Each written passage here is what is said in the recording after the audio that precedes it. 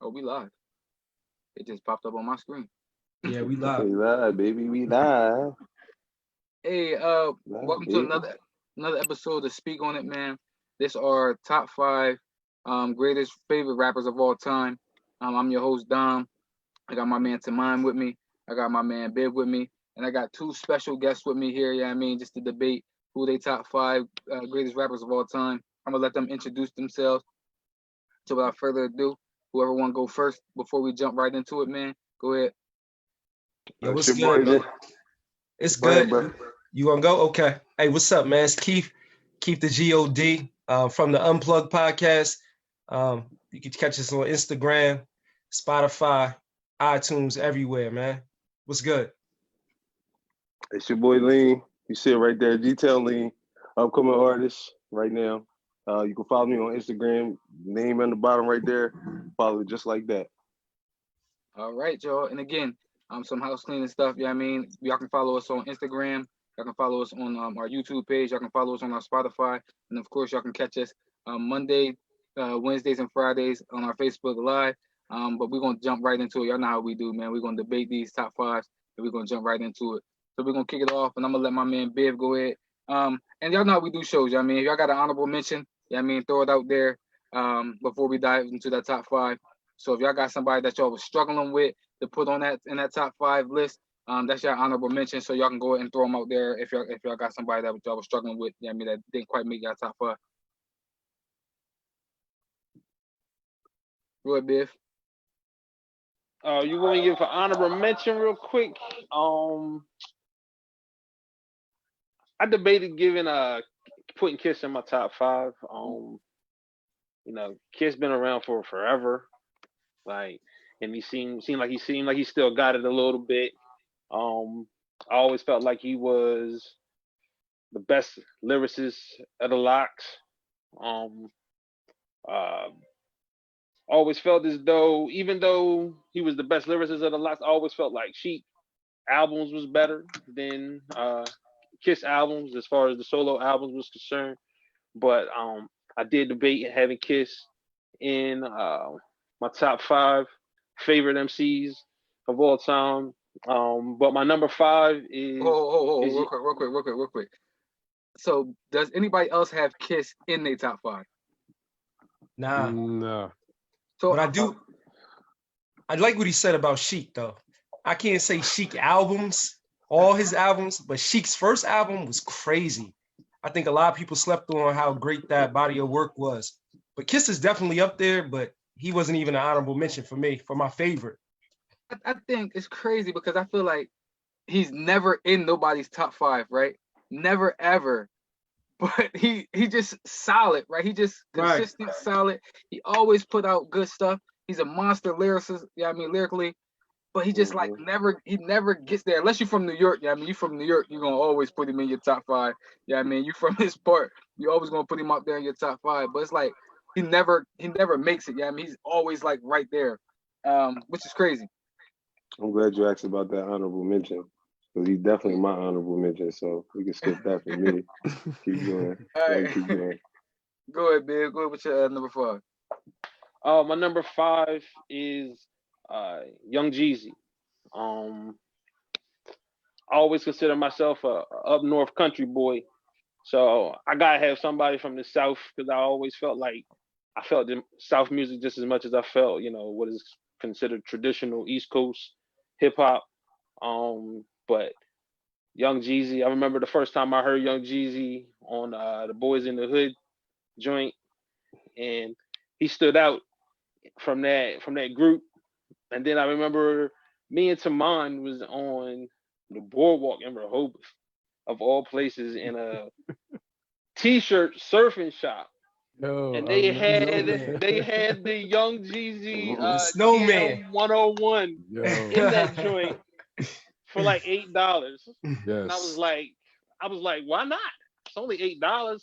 And me and Tamon bumped that the entire summer. Like the entire summer, it was just TM 101 from start to finish, man. So Young Jeezy, man, I followed him since then. And like Jeezy, that's my guy, man. That's why I got him in my top 5. Yo, Yeah, that Jeezy. thing hit. Can I put, Go ahead. that album, bro. Fire. The way that it hit in my Dodge Stratus, bro. That thing thump, man. I thought I had 2 tens back there. The way that thing, man.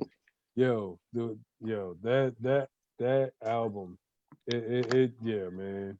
Put me on the Jeezy, bro. Yeah, that joint was crazy. It I was crazy. appreciate you spending that $8 that day, bro. Because I said, okay. It was a good investment. Because listen, I seen him on Boys in the Hood too, and I was like, yeah, all right.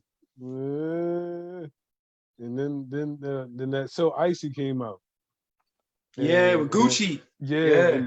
And the video didn't look right to me. So I was like, man, I don't know about this guy, man. And then when that thing thumped, bro, I still go back to it a couple times here and there, man. So yeah, go ahead, Dom. Hey, you know what? Real quick, Biv. You know what's crazy about that Boys in the Hood group? I thought Jody Breeze was gonna be the star. I thought he was gonna be the breakout star of that group, but it ended up being Jeezy. Yep, that's crazy. I agree with that. I thought Jody was gonna break out just because of his style and his delivery. Right. Jody had a couple of things. I mean, but like you said, Jeezy, we see what he did. Yeah, we see what he did. Yeah, I mean, Jeezy was one of my go-tos, man. When I'm living in the city,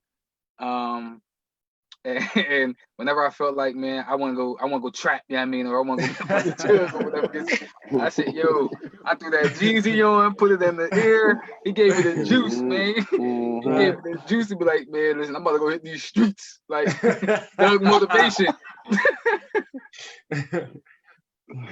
Jeezy was that dude, man. Jeezy was my guy, though. Go ahead, Lean. Neil, who you got your honorable mention? Oh, you already know I already told you my honorable mention is Jada. Jada. And the reason I say that is because I was really thinking about this. I was thinking all day because I was thinking all time, and I was like, I don't care what they say about my selection because I'm probably gonna be young anyway. I'm gonna be younger than everybody anyway. So you feel me? But I don't have it in order. Do that matter? Does it have to be in order? Because I don't have it in order. Nah, just go ahead. Just name your 5. So go ahead.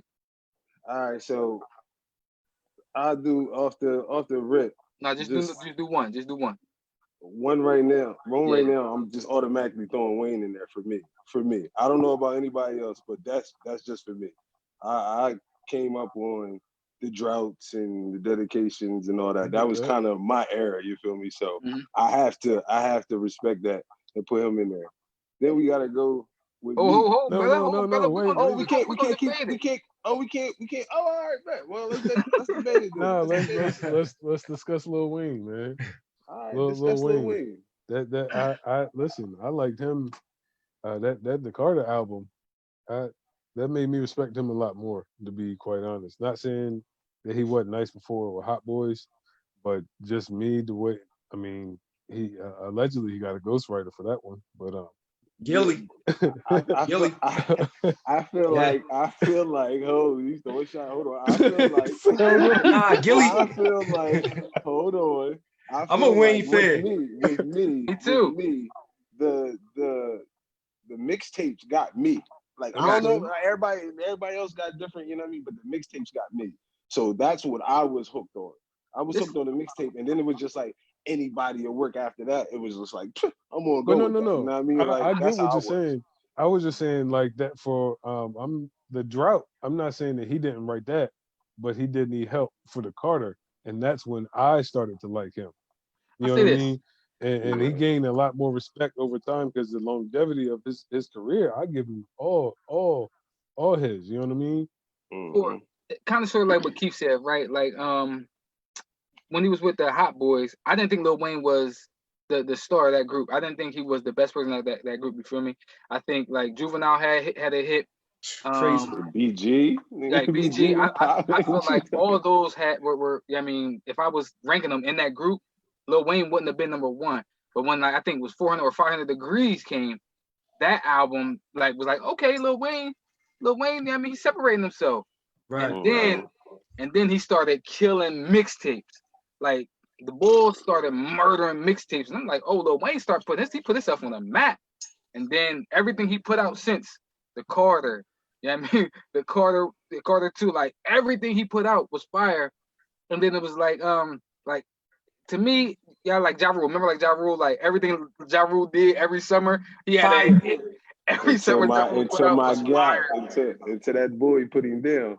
Listen, that's another show we debate. But That's it. That's no. It's gonna be on this show too. This show too. That's listen, no debate. He shut his whole career down. He did. Hey, That's listen, facts. listen. He was a part of it. I said that'd be a show we debate. Yeah. Yeah, that's a different show. That's a different show. We But, like, 85%. Look, Lil Wayne's a monster. You feel me? Lil Wayne, I do have him in my top 5. Okay. Because like Neil said, I grew up on all that. Yeah, I mean, I grew up on the Carters. I grew up on the Hot Boys. I grew up on everything that Lil Wayne was putting out, and everything he did was, I mean, everything he said was fire. I mean, he'd say some crazy off the wall stuff, but you'll say like, yo, it don't make sense to me, but man, that joint was hot. You feel me? So he just made everybody, like everything he put out, he murdered. You know what I mean? So that's why I got him in my top 5 also. Yeah, man. So I throw Lil Wayne in my top 5 too, man. He's definitely in there. He's number 5 on my list. I did kind of rank mine a little bit, but I remember, and a lot of y'all niggas is from Delaware, so you know Killings Pond. I remember sitting in my mom's minivan at Killings Pond, listening to Bling Bling. I'll never forget these moments. These are like monumental moments in my life at how fire this music was, that I can remember the exact spot. I remember where I was when it was the only thing playing on the radio every half hour. So Lil Wayne's definitely top 5. But then to hear Carter 1 come out, and I'm like, whoa, this is a whole different person. So back to what Tip Tamon said, that nigga had a ghostwriter, bro. Gilly wrote that. Gilly wrote. Yep. Gilly is responsible. Listen, he fathered him, man. Can I say this, right? I say this because when you talk about his albums, because like you said, 500 Degrees is when you start to see the shift, like you start to see the change. But to me, whether he had a ghostwriter or not, it could have been like, and I believe he had a ghostwriter. I believe Gilly was his ghostwriter. But he murdered those, like he performed those tracks. You feel me? He murdered those joints. I agree. So, I don't care you got a writer or not. You feel me? You still gotta go out there, produce and I mean murder those tracks. I mean put everything together. So I was about to say, yeah, for real, as being an artist, I mean I didn't mean to cut you off, bro, but like just coming from an artist standpoint, if the words is hot and your delivery is off, it doesn't matter. So if you believe in what you're saying and you being able to deliver it the right way, man, listen, that's fire. I don't care who wrote it. To me, the only issue about only time I feel like a ghostwriter is a problem is in a battle rap. It's a battle rap. Somebody wrote your joints in a battle rap. That's when I be like, man, listen, they ain't even you. But that's just me. If we talking personal, I don't like a ghostwriter at all. For me, if you're a singer, yeah, that's cool. But for a rapper, no. You a rapper. Like, what are you doing? Why aren't you writing your own stuff? Like, I don't understand that. That doesn't make any sense. Like, you know what's crazy? Rap is the only genre of music where people expect you to be your product from beginning to finish. Yeah. Any other genre, they don't care. It's all about performance and the sound. Yep. But rap is the only one where dudes be like, nah, I ain't banging with it. He ain't write that. And that's crazy. It's something to think about. Like, that's foul a little bit.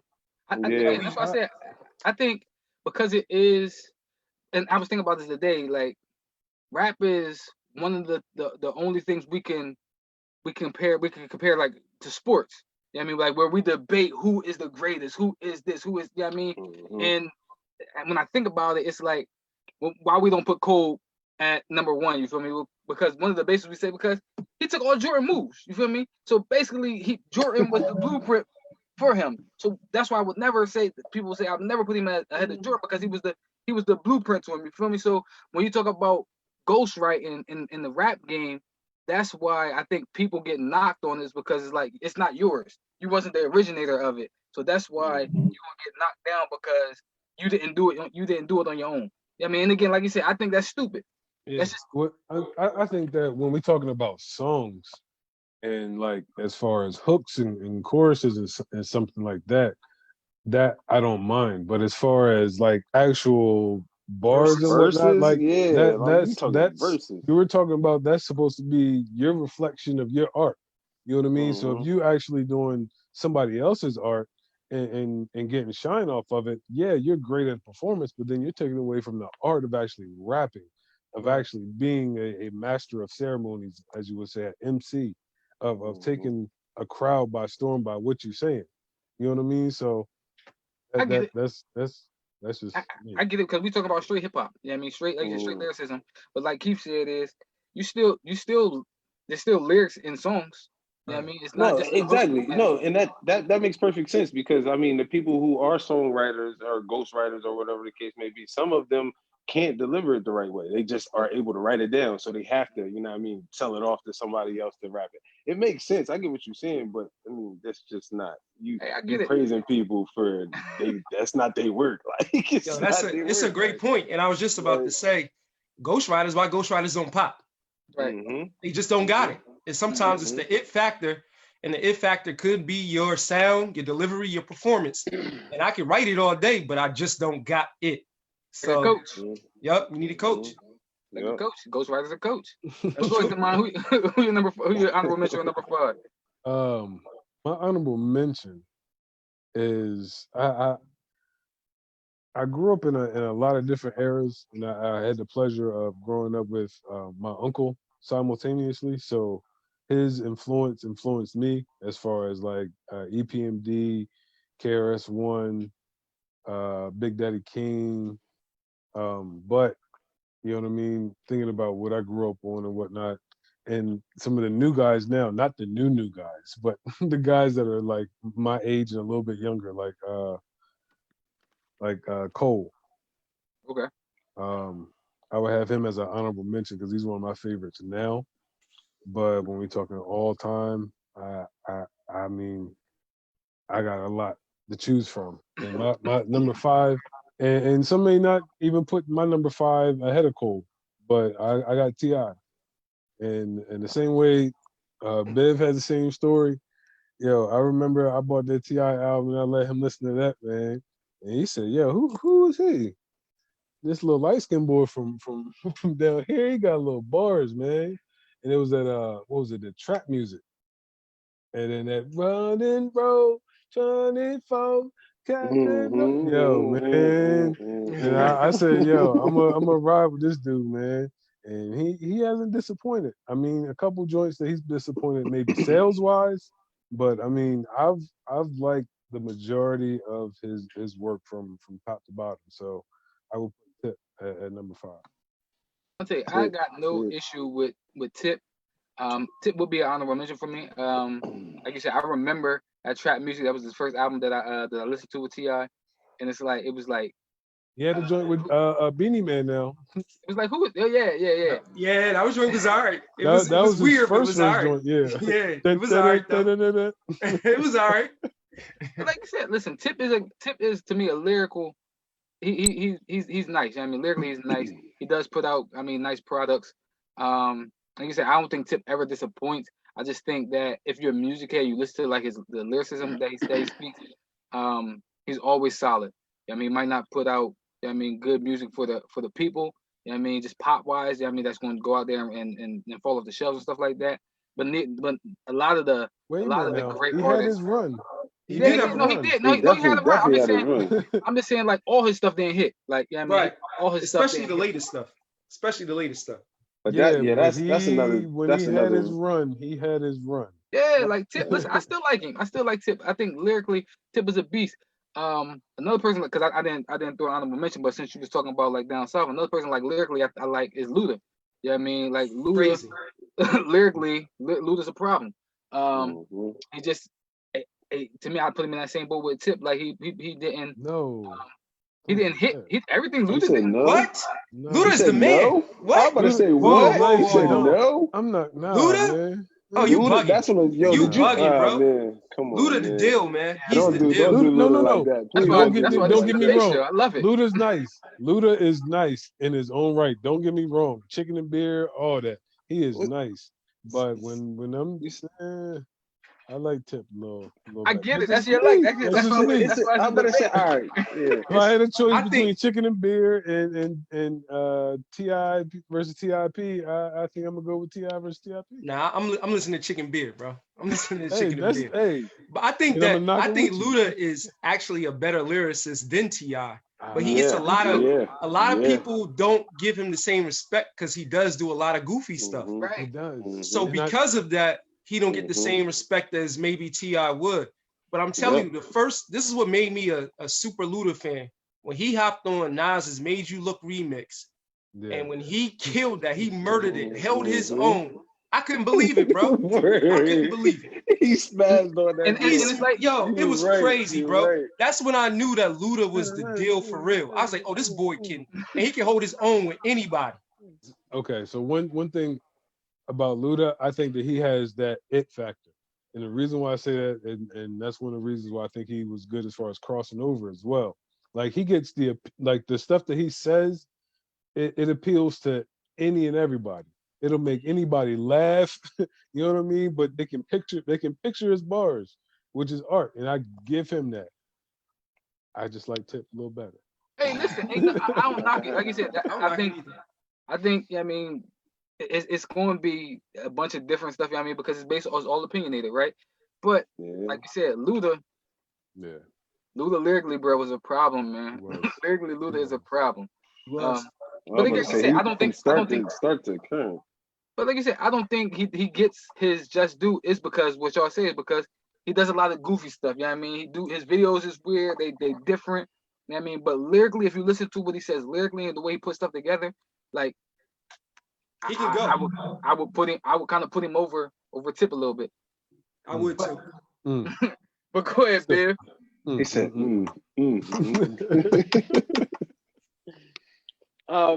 My number 4 favorite. I know. Oh, Hey, let me you do said mine. you said number 5 was you, Lil Wayne. Nah, but I ain't do my honorable though. Okay. Go ahead. So I kind of struggled with putting Cole in my top 5 because I really wanted to. Okay. So I'm glad you gave me an honorable mention.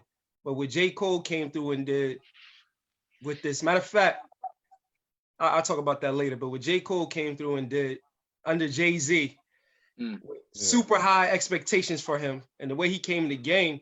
If we want to compare it to sports a little bit, I kind of look at J. Cole like at how we look at LeBron a little bit, at who he came under, all the high expectations we had for him, and how he just came through, took the game over and delivered, especially after that first album. He really held his own. He did his own thing. He did a little commercial stuff to try to get on the map and sell, make his name known. But then he really came through and did his thing. And J. Cole is super talented, and he can do it all. He can do it all. So J. Cole is my honorable mention, man. What I love about that comparison, when we talk about the LeBron comparison, is when we talk about J. Cole's first album with expectations, right? I think about LeBron, not his first championship that he went with the Cavs, right? But his first championship with the Heat. You know what I mean? Where it was super high expectations. Like they should have destroyed Dallas, you know what I mean? But they folded under pressure a little bit, you know what I mean? Mm-hmm. And to me, I feel like that's what J. Cole was. Like he had these super high expectations. Like it was a lot of pressure on him. He folded, his first album folded a little bit, but then you see where he came back. You know what I mean? He didn't let that define him. He came back, he became, to me, he's one of the best artists out there right now. Between him and Kendrick. But like same thing with LeBron. Like LeBron could have defined his career. You know what I mean? A lot of people do bring that up. Like he choked that away in Dallas. I mean, but he did come back the next year and beat the Thunder. You know what I mean? And then beat Golden State. You know, beat the Spurs and then beat Golden State. You know what I mean? So LeBron, I like that comparison with J. Cole and LeBron. Hey, man. Cole was in my top 5 too. Well, we'll get there. I was just saying. I just wanted to let you know we already checked the top. Go ahead, man. That's cool. My number 4 is Joe Budden. I don't think Joe Budden will ever get his just due as a true lyricist. He never had any commercial success. You know, if you bring him up, everybody always want to say that's the pump it up guy. And yeah, that's the pump it up guy. But bar for bar, I think Button could hold his own with anybody in any era. Like if you really sit down and you listen to Joe Button, man, Joe Button speak that fire to you every time, man. Like, and he speak to a lot of different things. He always like to talk about his mental state and his mental health. I always digging for that because he's like open. Like a lot of artists not like open and talk about their demons and different things like that. So when Buttons for me, man, is like one of the dopest MCs ever. I love that you mentioned Joe, but when people bring up Joe now, they're gonna talk about love and hip hop now, man. That's what I'm about to say that's all they think of. They just think about him off that music stuff. Like it's just he's like you hear Joe Button and you be like that clown dog. Like, that's what you think of. Like that's what you think of. But it's crazy because what Bibb said is when we talk about straight lyricism and lyrics, right? Yeah. People never get mentioned. People never bring him up. People never talk about him as an MC. I mean, as a straight lyricist. But yet the boy is, again, he's a beast. I think I'm gonna say this again to mine. When we talk about, I would put him lyrically. I'll put him over Tip. Lyrically, I would. Why is everybody gotta go at Tip? Definitely. Tip be the y'all, I agree with that. I agree with hustle, man. You said what? No, I agree with that 100%. But yo, if we were talking about top 5 most underrated rappers, Joe Budden is definitely in my top 5, bro. Yeah. Most underrated. But we're talking about top 5 underrated. Joe Budden's in there. You might have all 4 Slaughterhouse in that top 5. I feel like 2 people I'm about that to we say, talked about. yeah. 2 people we mentioned, right? On this show alone, underrated list, Jada, Joe Buttons. I think they gotta be in the top 5 most underrated rappers list, you know what I mean, of all time. That's just my personal opinion. I feel like Jada would be number 1 if we talking most underrated rapper of all time. Nah, we'll see. Who would it be? Well, listen. That's a show we'll talk about. But I throw somebody out there. I think I'm gonna throw somebody out there, but we'll bring it out. We'll bring it up on the show again. But to me, number 1, I'll probably be Black Thought. Black Thought. Ooh. Black To Thought. me, number 1, Royce the 5'9". That's another one. God sakes. Royce crazy. To me, Pusha T. That's another one. One. Jeez, y'all just named them all. We didn't did the whole show right there. We did the whole show. I'm gonna keep mine to myself. Listen, I'll save for the show. I'm saving for the show. So who's next? Oh no, I go real quick. What's your number 4? My number 4 again. I want to preference this by saying this is your favorite rapper, favorite rappers of all time. I get it. But for me, and I ain't gonna say a little biased, you know what I mean, but I guess it is, you know what I mean, but it's Young Chris. Young Chris for me, growing up in that era. Go ahead, Biv. What you gonna say, Biv? No, I have no issue with that. You from Philly? Right. You a Philly dude. I have no issue with that. Young Chris ill, man. Young Chris always been ill. I feel like Young Chris was my guy. Yeah, I mean, I thought he was gonna be the next big thing coming out of that. Just appeal. Why didn't it happen? It's lyricist. They took his style. I know why it didn't happen. I just want to make sure because the greatest of all time stole my man's style. What are you talking about? I just want to make sure we all understand. Everybody understands that. Okay. We can just get that out the way. So okay, go ahead, Dom. The greatest of all time took my man's style. The GOAT took it like that, like straight like that, like it ran with it. It used my man and ran with it, like he ran with it. But yeah, Young Chris, man, listen. I thought he was going. I thought him and Neef. I mean, I thought they was gonna be the next hot duo.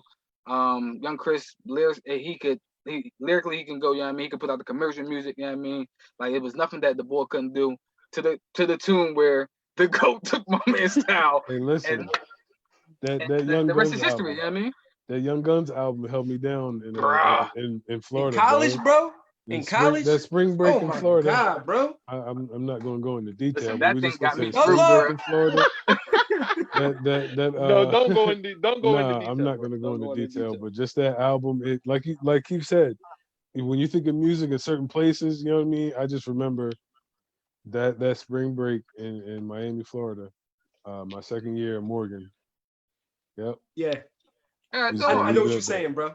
I know. I got it. I got it. Yeah, I listen, got it. I got it too. I got it. like you said, listen, you know exactly where you was, man. I remember when and one, it wasn't it hit the Can't Stop Won't Stop. It came up on the State Property album first.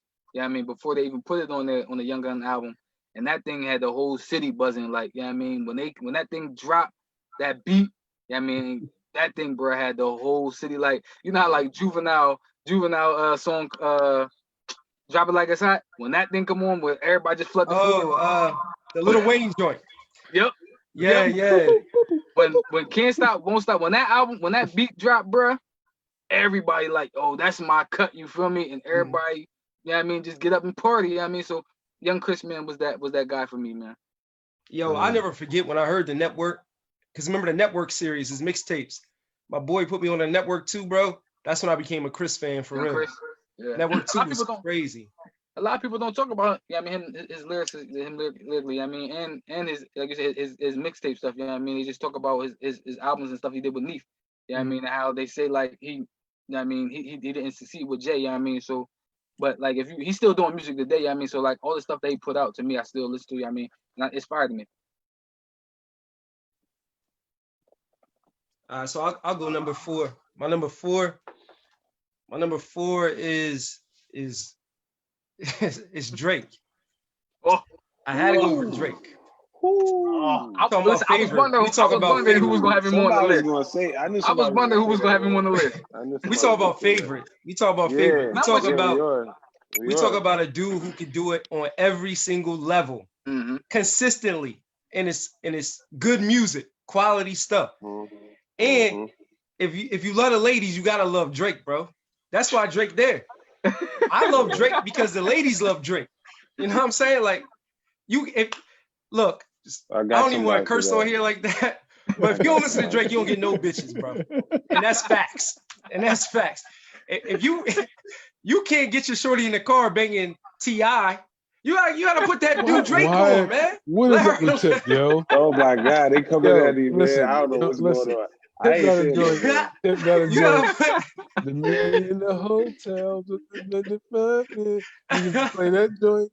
You got a couple I'm songs. talking man. Don't about, do that to Tip, but man. you can play any Drake song and the ladies will love it. But can have any Drake whatever song you in the world, like. you put it on the club, you put it on the party, you can put it on the family barbecue, and everybody's gonna rock to it. Everybody's gonna like it. The music is just really good, man, and you can't deny it. And I'm not talking about him as a person because I think he's a cornball as a person, but you can't deny the music. The music is there, man. Keep it musically. Why is it shot to Tip, musically? yo? That was just my number 5. Listen, Jeez. because I think Drake get a bad rap now because we're talking about like pop Drake, you know what I mean, crossover Drake. But I remember, like you said, I remember when I first listened to Drake, like mixtape Drake, you know what I mean, and when people was talking about him, like this new dude, you feel me? And I'm like, yo, the boy from the beginning, the boy was bad, you feel me? And you see that he lyrically he was a problem, you know what I mean? And then we talk about the Ghost Riders and stuff like that, and where he is now, like. To me, like we keep saying, it's nothing that he couldn't do. There's nothing that Drake can't do. To me, and we talking about comparison, right? I think Drake is this era's Jay, and what I mean by that is everything the boy puts out, everything he gets on, gold is gone. It's platinum. I ain't gonna say gold. It is platinum. That thing's going platinum. Everything he puts out, everything he says, every album he puts out is going platinum. You know what I mean? So he is, to me, he's this era's Jay. Yeah, he's dope. Yeah, he is. But he ain't my top 5 list. But he ain't in my top 5. I got a replacement for. Listen, I get what Keef's saying. I definitely get what Mullen's saying because I do remember me and my wife when Drake first came out talking about "Say Something, Baby."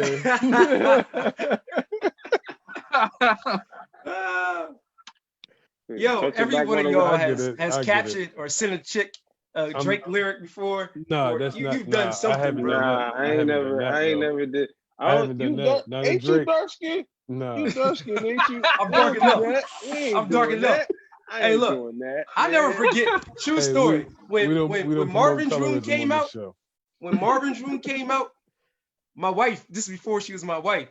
I used to bang this song all the time because it just had me in another zone. Hey, I get that. and she used to be on Mhm. fire. What girl you thinking about listening to this? Why you listening to this song so much? But it just takes you. Music's supposed to be like that. It's supposed Yep. to take you It's to supposed to another create place. memories. It's Supposed supposed to to, create memories yeah. and put you right where. I mean, like I remember. Euphoria. Again, I remember again where I was at. I was working at Denny's. I remember the white girl that introduced me to him was like, "You don't know who Drake is." You know what I mean? I remember everything about when I first heard the ball. You know what I mean? So like you said, create memories. Music. That's what music is supposed to do. You know what I mean? And sports. You know what I mean? That's what it's supposed to create memories to where it take you back to. And that's what the great ones do. You know what I mean? The great ones take you Right. back to like, dang, I remember when I mean where I was when I heard it. Facts. I know I was sitting on my mom's porch in Wilton, and I heard my cousin say, "Yo, you ain't heard of this boy? I think his name Drake. He from Degrassi." And I'm like, "Degrassi?" Like I'm like the Nickelodeon show. They like, "Yeah, bro, he from Degrassi." And I'm like, "Ah." And bro, he cut on Ransom, bro, and I'm like, oh, this is it right here. He said something Blues Clues. Hey, you got a wings here, Subaru, something. Like, oh, this boy is tough, dog. Yo, Like, he tough. That's going back to what y'all was saying, though. The memories, I remember that like vividly. Like, Right. I remember that, dog, for real. That's crazy. What you just said that took me back to this a reference. I mean, love don't cost a thing. When he was like, remember the pool boy, yeah, he getting shorties now. When you said that, that's what I thought about Drake. Degrassi Drake, yeah, he getting shorties now.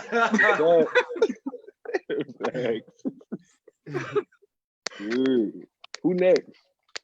What, Neil? You got 4? I'm on 4. Yeah. All right. What I say? My honorable mention, Jada.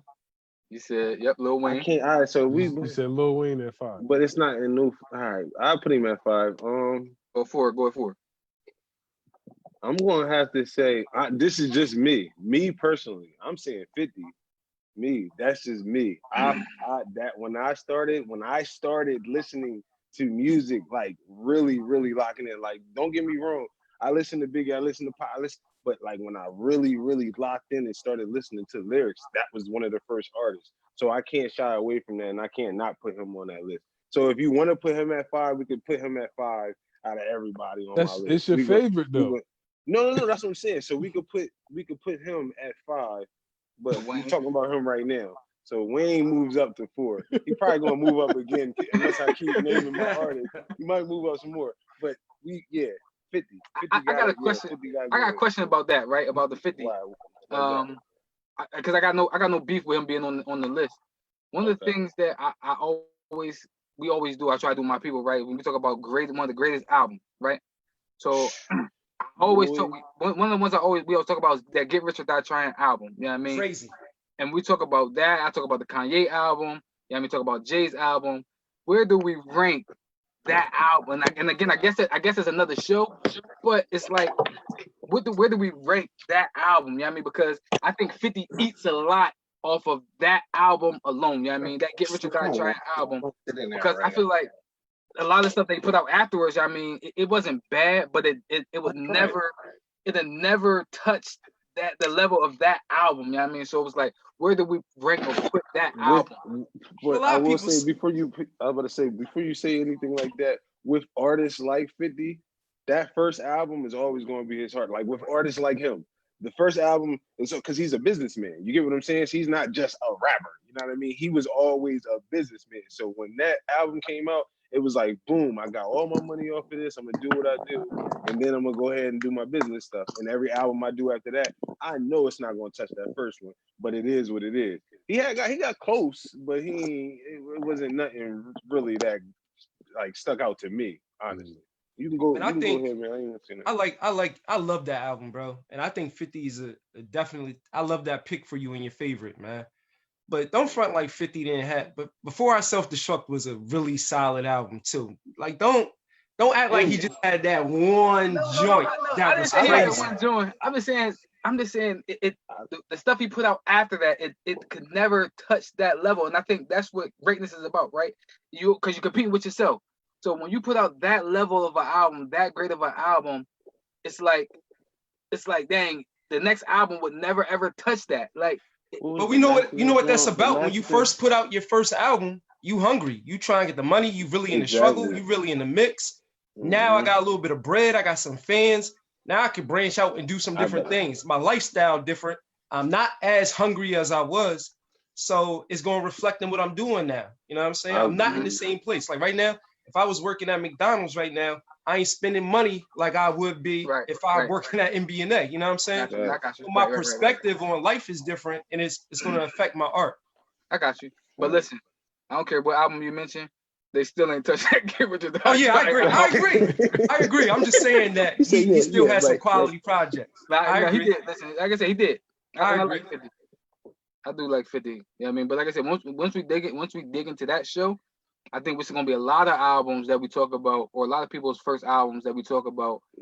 We be like, man, every album after that, it was like it was quality, it was okay, but it wasn't like that first album. You know what I mean? And one of the things that come to mind to me was This Dark and Hell Is Hot. You know what I mean, even though I think X had other great albums after that, but This Dark and Hell Is Hot. Like you said, you heard a lot of his pain in that album. Right. Yeah. Well, my number 4, and we're talking about favorites, right? This is a disclaimer. It's a favorite.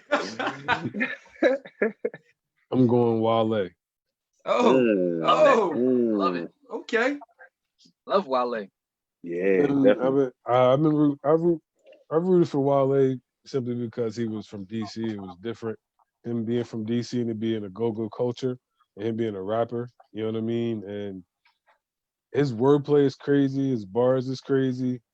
He can make hits. You know what I mean? I know he's a little off. He got that I don't know what he got, but either way, that little brother yeah, that's what it seemed like. And in the class that he's in with the Coles and the Kendrick and the Big Sean, I mean, he gets overlooked in my opinion. It's as easy far as to. his pen game is crazy, man. Like when I literally break down some of the stuff that he's saying, like if you don't know what he's talking about, it may go over your head. And not saying it like to where you're dumb, but like some of the shoe reference, some of the wrestling references, some of the I like dissecting his work. So I would go Wale at 4. Can I say this? And again, it might be a dumb analogy. You know what I mean, I might get killed for it. And for me to say this, you know what I mean, once I mention this person's name, y'all gonna see the respect I have for Wale, right? So using a basketball reference, I would say the one that gets overlooked a lot because he doesn't have this athleticism, I'm gonna use Steph Curry. You know what I mean? And I think because when we're talking about you had to bring him in the show. That's what I said. I had to bring my guy into the show. I don't know if I agree with that. Who cares? I don't know if I agree with that. Steph Curry is a star, bro. No, Steph Curry is a star. He's a star, right? A real star. No, he said a real star. But the reason I mentioned him is because, like, we talking about LeBron, his super athleticism. He going. You know what I mean, get it because of athleticism. You know what I mean, we're talking about when we're talking about the Kevin Durant, the boy is just a monster. You know what I mean, he's just a freak of nature. So hold on, we still talking about Wale? You're talking about Wale, man. I'm talking about you said Steph Curry. I don't think that's a good analogy. Because I said Steph Curry, and the reason I say Steph Curry is tier 1. Steph Curry is tier 1. That boy is not tier 1. He's not tier 1. He's not tier 1 athleticism. He got overlooked a lot. Man, get overlooked. Steph Curry didn't get overlooked coming out of Davis. We knew he was a shooter, bro. We knew he could shoot, man. Listen. No, that's not a good analogy. I don't think it is. You had to bring your boy in here. Dang, man. I thought I had something with that. I couldn't think of nobody else. Yeah, you should have thought of somebody like Chris Middleton or somebody. Chris Middleton. Like, what you talking about, dog? Yeah, like, you gotta think of an all-star. You can't talk about a superstar. You think of an all-star, man. Think of an analogy. Yeah. I couldn't think that's off the top of my head. But Taman, I like what you said about some artists. You really gotta break it down, analyze, dissect their lyrics. And I'm personally, I don't have no shame in my game. I use Rap Genius faithfully, nigga. Yeah. I use it faithfully. If I don't understand, especially if it's an artist that I like and I want to understand the music and I can't catch it, I go to Rap Genius and it'll blow my mind. I'll be like, yo, this dude is dope, bro. Exactly. It is fire, man. So, but see, it's different because y'all older. Well, I ain't gonna say y'all older because they ain't that much older than I am. But I'm just saying, like, soon I'm gonna be doing the same thing. Like, hold on, wait, what did he say? Hold on, I gotta catch it. I'm in the room with people talking, and I'm like, what? A slime to who? Yeah. I don't know like, you know what I mean? Like, I feel you though. I feel you. I definitely feel you on that. I'm still stuck on my Steph Curry analogy, man. Nah, that's not. Let it That's go. not a good one. Think of something else. Try again. Think of something else. Try again. I'm trying again later. You know what I mean? Go ahead, Biff. Who your three, Biff? My number 3 is Tupac, man. You know, growing up in the early 90s, you know what I'm saying? Like, he was everywhere at one point, man. You turned him on the radio, he was on. You turned him on the TV, he was on. You know, just his influence, even still today. One of the things that I love about Pac is his content, and the relevance of his content is still relevant today. You know what I mean? The things that he say, the movement that he was trying to make, you know what I mean, it's still relevant today. So for me, Tupac just influenced a culture, you know what I mean? He influenced a movement. And, you know, I just think that he, you know, he's one of those guys that, you know, possibly if he didn't die at an early age, he might have been the guy to lead the revolution that, you know what I mean, that is sparked today, you know what I mean? So, Pac. I'm mad you said that. I'm glad you said that. But I'm mad you said that because now I got a 1A, y'all, in this Pac. Just because of that, I got a 1A in this Pac because of that right there. The whole movement and everything. You're right. You're so right about that. You're so right about that. It would have been him. If it was anybody, if it would have been anybody, it would have been him for sure. Yeah. Go ahead, Keith. You have something to say? Nah, I'm a big Pac fan too. Huge Pac fan. But when we talk about movements and stuff, I like what he did, what he said, and you're right. It's completely relevant, but there's a lot of contradiction in Pac's music. Yeah. And it kind of goes back to, you can even use the J lyric where he told Nas, is Uchiwali yours at one mic? Like, that Pac was super misogynistic in this song, and the very next song, we gotta respect our women. Next song, fuck that bitch, try and get my that. So to me, I love Pac, but I always felt like Pac was all over the place. I felt like he did that for the music heads. He wanted you to have any and every different type of, I guess, what do you want to, I don't know, different avenue or different lane of music for you. So for anybody, like, and that's what he wanted to do. But he also wanted to, I don't know, he was, like you said, with his music being all over the place, he probably was like all over the place off that music tip too. So I think that he was probably to the point to where he was super conscious, but at the same time, no, he didn't want to lose a spot. So he had to do what he had to do as far as record execs, as far as making sure that nobody seen what he really wanted to be viewed. Because I mean, he died at 24, right? So I mean, like, that's young. You know what I mean? So he was still growing as a man, and you can tell just by the influence that he had and the music that he had at the age that he had. You know what I mean? Like, Brenda's Had a Baby was what? He was 20, 21? He was young. 19, you know what I mean? So that I totally agree as far as Biv is concerned. I think that, I mean, if you think about it in our college days or in that college age, you know what I mean, from 18 to 22, you growing up as a man, you know what I mean? And like, he died at 24. So I definitely agree as far as the contradiction, but at the same time, I feel like he was trying to find himself.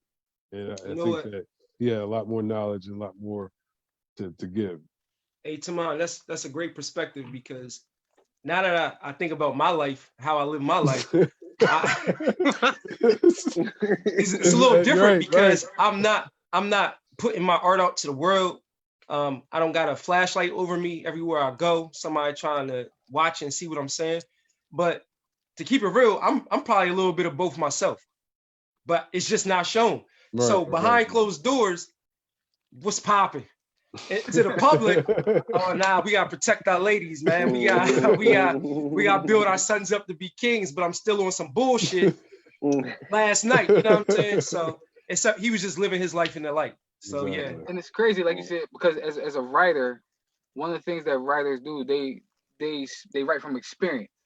right? So they write from the things that they go through. So I think when we see in Pac, I wouldn't say it's a contradiction, because what we see in him is he was just speaking on the things that he was going through. He was speaking on the things that he's seen. You know what I mean? So like you said, when growing up in the hood, growing up in the city, you're gonna see, you know what I mean, black girls on welfare, you know what I mean, or having babies young, you know what I mean. But then on the same note, I'm still black in America, so I'm going to see, you know what I mean, the police brutality and everything like that. But then also, if I'm hanging out with my boys, you know what I mean, and the shorty trying to come holler at me, I'm gonna talk about that too. You feel me? So yes, I'm gonna talk about, like, I don't want my daughter to be like that, but I want the joint I'm trying to holler at to be like that. You know what I mean? So, Right. So that's what we saw in Pac's music. You know what I mean, he just expressed everything that he was going through. Like, people talk about like a studio hit, like that was his life. Like, Pac music was his life, and he expressed every bit of his life in music. I mean, and we actually see that. Now, I didn't really, yeah, I mean, I grew up tail end of Pac, yeah, I mean, so like I didn't really appreciate him, yeah, I mean, when he was actually doing his thing, yeah, I mean, but later on when you go back and you listen to his music, you're like, yeah, I mean, it's still super relevant right now. Like, all the stuff he was talking about at that young early age, we still going through those same things, yeah, I mean.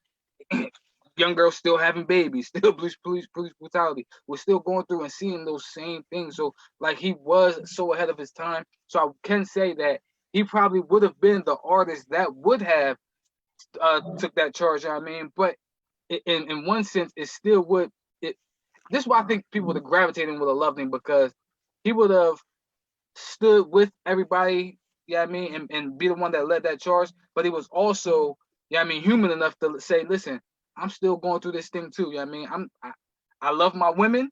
I want them to be queens, and I want my son to be kings. But listen, hey, if she I want her to be a queen, but if she want to be a thought right now, I'm gonna let her be that too. You know what I mean? So that's why I love him, because he wore every one of his emotions on his sleeve.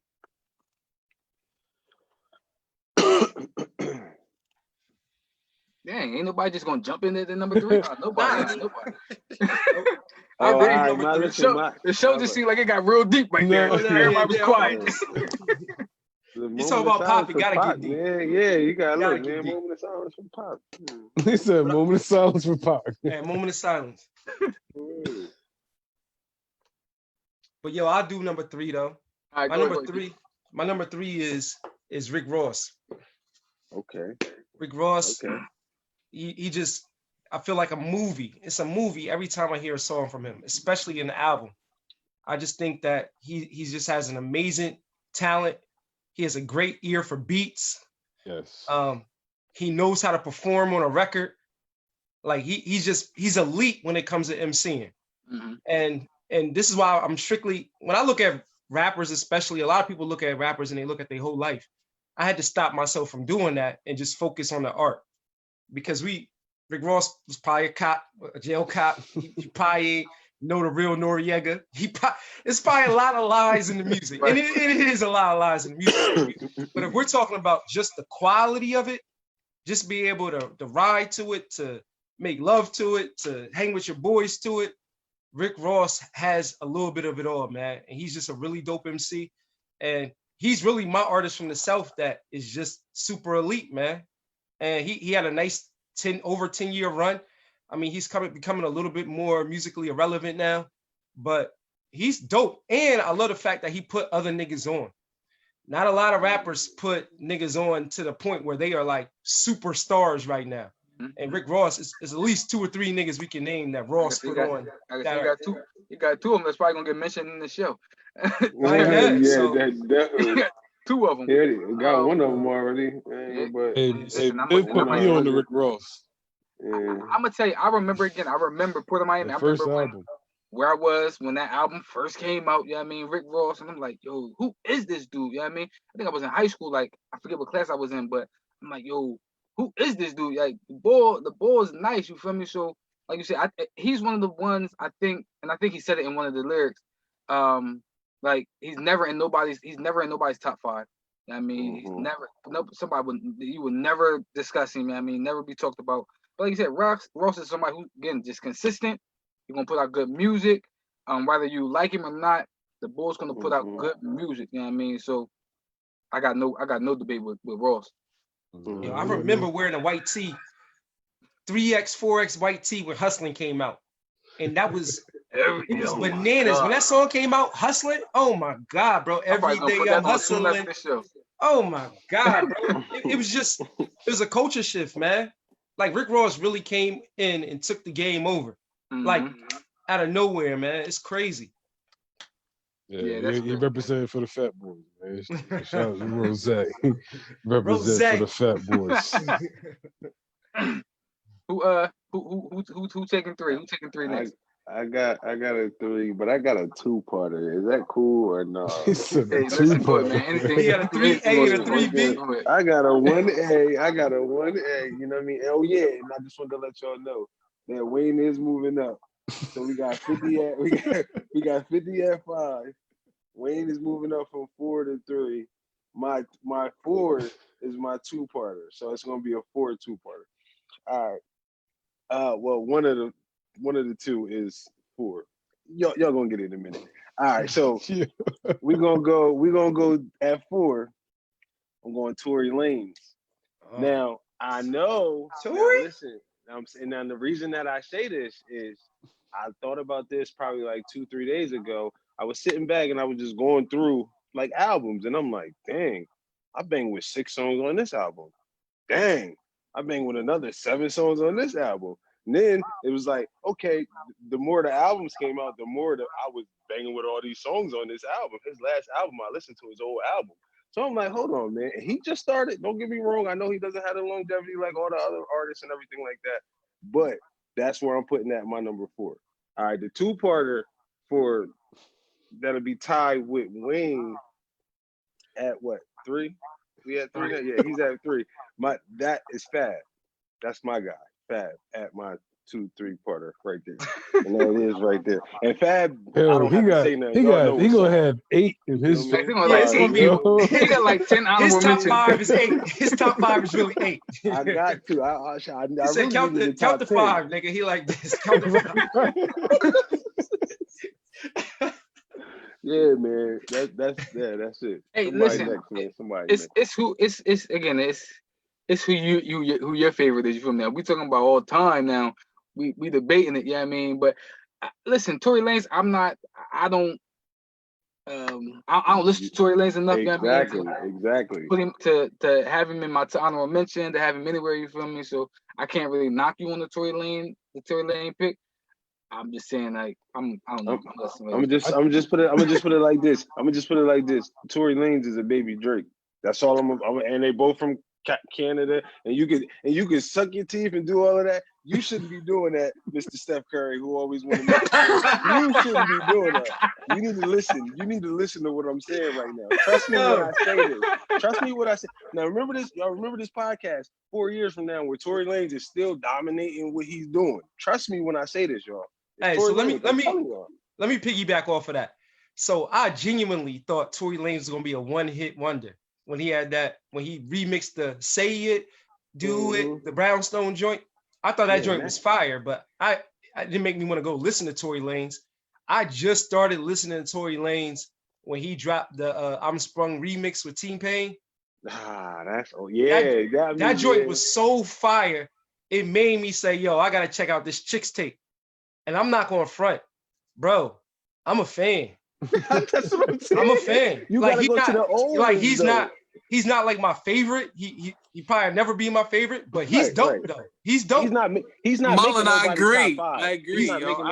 My wife listens to him all the time, so I feel like I hear him all the time. So I know all of his music. He is dope. He is dope. He fire. I wouldn't listen to him personally. You know what I'm saying? He's not gonna be on my playlist. Right. He is dope though. He's dope. So I'll give you that, especially since he young boy. So we're different eras a little bit. So right. You know what I'm saying? I want to just put y'all on to something. If y'all all just, think of him as like an R&B type singer, he got those other songs though too. Right. He got bars. He got those. He can rap. Yeah, he got those. Well, y'all have just educated me this evening. Yeah, man. Tory Lanez is nowhere in none of my playlists at all. I got Yo, tons check him and out though, tons. man. Oh, He alright. He sound. Tamon, check him out, man. He I all right, will. man. He all I right. I don't know if you're in any of my features either, man. I don't. Listen, I like them on the Meek joint. Don't get me wrong. Oh yeah, yeah. Oh yeah. I not and that's no knock to him. That's no knock to him at all. You know what I mean? I just but I'm gonna check him out. You put him on my list. I'm gonna check him out. All right, so real quick, because he said Fab too. So you know Fab versus Jada coming up with the versus battle. The versus, oh man. Really? And those they got the versus Fab versus Jada, man. Wow. Did anybody find out they're coming out with another Freddie? Hey, I was gonna say they're gonna play their own album together. How they gonna do that? I think they should. I don't think they should do song for song because I think Fab got way too many hits, like too many bangers. But if they just did like mixtape verses or verses, if they just went like my verse on this song versus your verse, I think that'll be a battle, bro. I think that'll be a battle. But I'm with you. I think Fab loses that one. What battle mix? Verses for verses. Like I think Fab loses that one. I don't know, I ain't bro. saying it by a landslide. I think it's hard. I think that's why it would be so dope because it would be difficult, bro. It would be difficult. That's true. Hey, remember when Jada won that beanie, man? That hey, listen. Hey, listen. We know who won that, but anyway. Oh, you okay? Anyway, we'll say it's a tie. We'll say it's a tie. He from Philly. You know who won that to him. Yeah, I know. Who won that? We'll say it's a tie. We'll say it's a tie. But yo, Fab is dope. Fab is super dope, man. So I respect that being in your top 5 because Tamon, no, when we was in high school, I'll never forget when he dropped that first album. What was it called? Holla Back Youngins. Y'all was in high school. I was in middle school. Bro, I'm trying to tell you, you talking about riding out to that joint? Yeah. Oh my God, the whole album was crazy. He was dope, bro. He was super dope. Yeah. Ghetto Fabulous. No, Ghetto Fabulous. Yeah, that album was crazy. It came out the same day as Blueprint. Yeah. Oh, yep. Did it?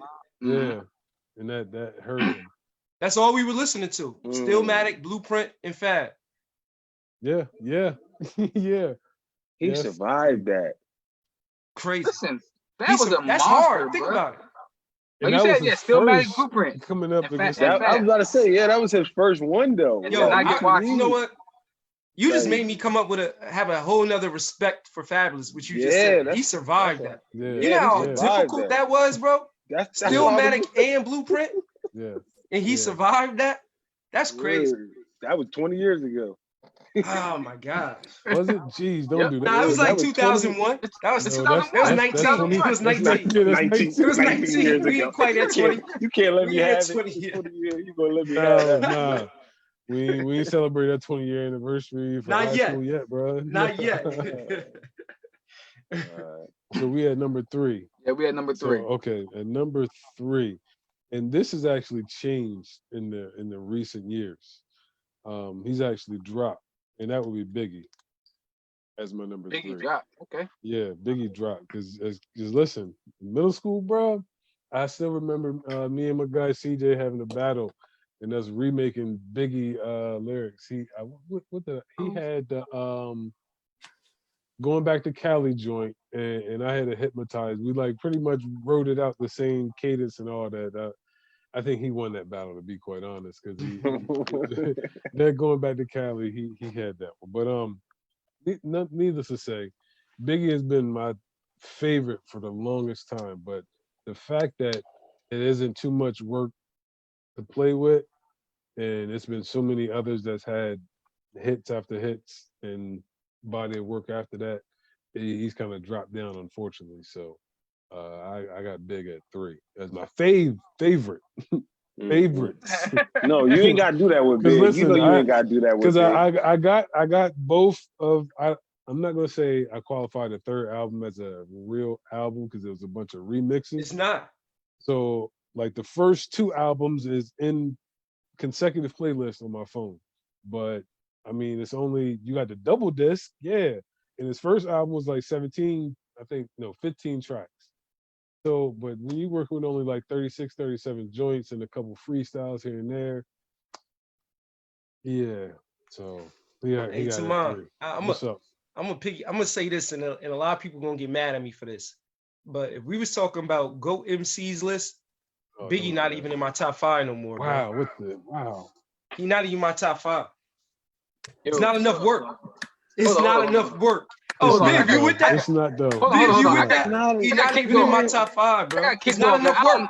I missed something. I got That's kicked It's off. not emotional. enough work. That's emotional for me, man. Hold on. And I think that's why a lot of people put him there, because it's emotional. Yeah. It's not, yo, you got to be objective here, yo.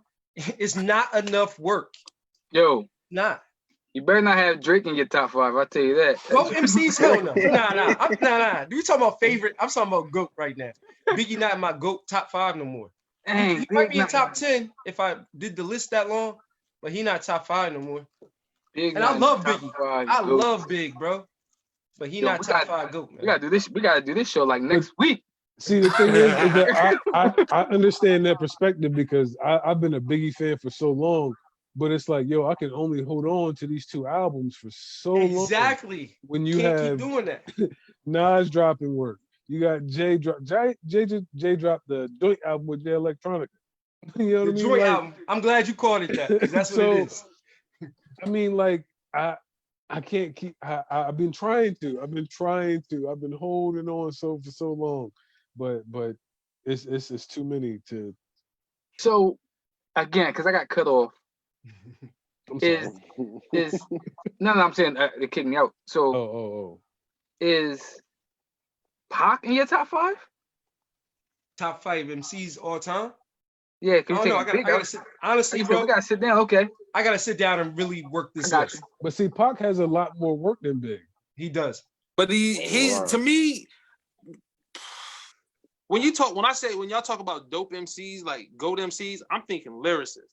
Right. Mm-hmm. Yeah. Me, as much as I love Pac, I never thought Pac was the Dope lyricist. dope lyricist. Right. Like he was a dope artist, but I never thought of him as a dope lyricist. Like I wouldn't put Pac in my top 5 lyricists. I probably wouldn't put Pac in my top 10, 15 lyricists. Ooh. I'm just being real, man. I can't wait to do this show. He's not a lyricist. Like When you got talking you. about bars, he's a Biv, I poet. respect that. Because a it's poet. really, it's his He's not a content. lyricist. He's not a It's a- simile metaphor type dude. He's That's not. not his style. He's not. And it's really his content. It's his performance. Right. His that's what delivery. it is. But it's not really. Pac's lyrics are pretty basic. Yeah, he's not. He's just powerful. He's just powerful with it. Yeah, yeah. Dang. So Dang. again, I can't wait to do the show, but I'm like, yo, like, let's do it right now. But anyway, like, it's like, dang. So if we talk about that, going off of that, like, where do we put M? We ain't gotta talk about it right now, but like, we talking about just lyricists, right? Lyrically, Hey, M ain't top 5, bro. He's not. He ain't yo, top 5. I can't wait to see your list. M not top 5, bro. Let's do this. Let's start the show over. Let's start the show over. Yo, listen, I'm excited about that show. I can't wait to get into that show. My number 3 real quick is again, probably a little biased, but it's Meek. I knew it. I knew he was gonna get a mention. I knew it. He knew he was I gonna knew get it. I ain't gonna knock it. Look at his face. I ain't gonna knock it. But I knew. I struggled. I almost had him at 2. I was trying to figure out. Two? I was trying to figure out either it was gonna be you or my man G-Town here that was gonna say it. It was gonna be one or the other that said me. Well, listen. I knew You it. put Wale in there, so Hey, I like Wale. No, I get Wale it. dope though, but he ain't. I can't see him top 5 in any list, but he dope though. I like Wale. But listen, like you said, he ain't my top 5. But Meek, that's my guy. I'm from Philly. Yeah, I mean, I've been with him since Bloodhounds. I seen the growth of. Like I said, grew up with him. I mean, grew up. Yeah, I mean, with him there. Yeah, I mean, so I was with the whole Reed Dollar thing. I follow all of them. Like I said, being from Philly, and being around them, so that's why I Meek my guy. And again, and to me, he's fire. Yeah, I mean, and you see the growth. Young Bob. You see the growth in it. I mean, you see where he was talking crazy. Yeah, I mean, at a young age, and you see the growth in his album, you see the maturity in his style. So that's my guy, me. I like my rose red and my diamonds blue. That was the joint, bro. I never forget that, yo. But now Meek is dope, yo. I respect that just because of the area we in. I expect that, man. Meek is dope, bro. He doing a lot of funny shit sometimes, but sometimes, yeah. we just talking about music though. Yeah, just talking about the music. And I like the music. I do like. He do a lot of emotional. He do a lot of emotional. He does, man. He be girling. That's my guy though. Yeah, I mean, but I'm like, yo, that's definitely my guy. I'm like, dang, bro, you emotional again, God. I thought maybe more emotional than Carl Thomas. Hey, listen, man, YouTube might owe him a check, man, because he had me on YouTube looking at what battles he was going up next, man, with Naughty Head and all that, man. Yeah. Reed Dollars. I thought Reed Dollars was gonna hit, man. He didn't hit. But yo, needless to say, what Georgia had. What happened to the boy Chico? Remember the boy Chico from Philly? Who? He had this one crazy song that went crazy. Boy Chico from Philly. It was just one, like street song. I don't know what happened to him. I gotta look that up. I'm gonna look him up though. Yeah. Chico. Real quick, while we here, real quick, I'm gonna tell you it's a lot of, because we talking about, I don't want to mention the way we grew up, right? It's a lot of people I could talk about, like who probably never get mentioned, and maybe we'll do a show on it. But I'm thinking like are they all from Philly? Nah, they all not from Philly. Because you got two. Because you got two from Philly. I do got two from Philly. Chill. But I'm thinking about Jim Jones. Like, man, underrated, bro. Underrated, bro. Underrated. All right, so I'm gonna stop there because we're gonna do that show. But like Jim Jones. Look him. His name Cheek Raw from Philly. Look that up. He had the white beater on. He had that one joint, and then I never heard from him again. But this joint used to have niggas going crazy. Like he murdered this joint. But yeah, Jim Jones is dope, man. I kind of feel like Cameron stepped on him a little bit because he knew how dope he was. Mm-hmm. I'm gonna say at first I thought he was the worst out of the group. Me too. I thought he was the worst out of the group. Like I thought Sheik. Well, actually, I thought Styles P was the worst out of the group. Yeah, wow. He's the best. And then I'm like, how do you think that though? I apologize, Styles. Hey yo, honestly, when I heard Jim Jones' "Product of My Environment" back right after Ballin' dropped, it was that next album. I used to bang that joint. I was the Summer in Miami joint. Yes. Yeah. That joint. It had the Penitentiary Chances on there with Hell Rail. That's when I knew Jim Jones was the deal. And have y'all listened to his latest project? I think the last one I listened to was 2018. The boy dope, bro. I'm trying to tell you, he's dope. He's really dope.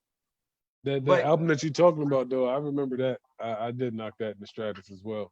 Yeah, it was like 05. It came in like 05. It was summertime. I'll never forget. That's all I listened to. I'm bringing stuff up, man, because y'all bringing me back. That's why, like, just doing this show, like, say, it bring you back, like, to all the music you listen to, and you like, man, dang, where was I when this happened? You feel me? And I'm thinking about artists that was underrated. I'm thinking about artists that's probably never gonna get mentioned. You thinking about all Philly artists?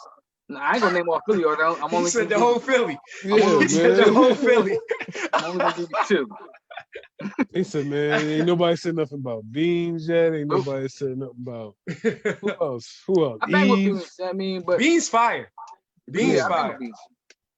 Beans was just too gangster to be gangster. Nah, that was his problem. He was just too much. I just think that guy ahead of him didn't like nobody that was better than him. Who? Well, nobody was better than him.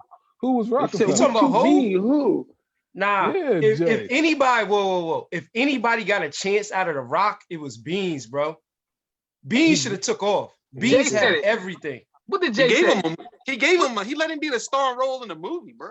Bro, Beans. Listen. He created a whole album and a whole label for my man. He gave him 2 movies, dude. He had part 2. What else you want him to do for him? And part 2 was in the theaters because I went to go see it. Listen, let me ask you a question. When you think about the face of state property, who was it? It was Beans. It was Beans. Who did that? Who? Jay did that for him. Dame. They did that for him. Dame. Man, whoever the Dame Rockefeller did team, that. the Not Jay. Rockefeller team Dame put did Beans that. in position to be a real boss. They put him in a Beans fucked position it up. to be that guy. Dame And he did that. didn't. Like Keith said, bro, he was too street.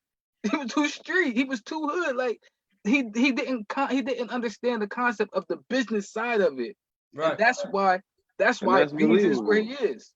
And again, I can say a thing about Memphis. Jay set all his people up to be successful. All of them. Oh, I was just saying, except young Chris. Yeah, I mean, but he set them all up successful. He was paying them. Nah, I'm he gonna was tell paying you, young Jay Chris and them did- $1,200 a show, bro. Jay did do Petey dirty because Petey was supposed to be a star. All of them.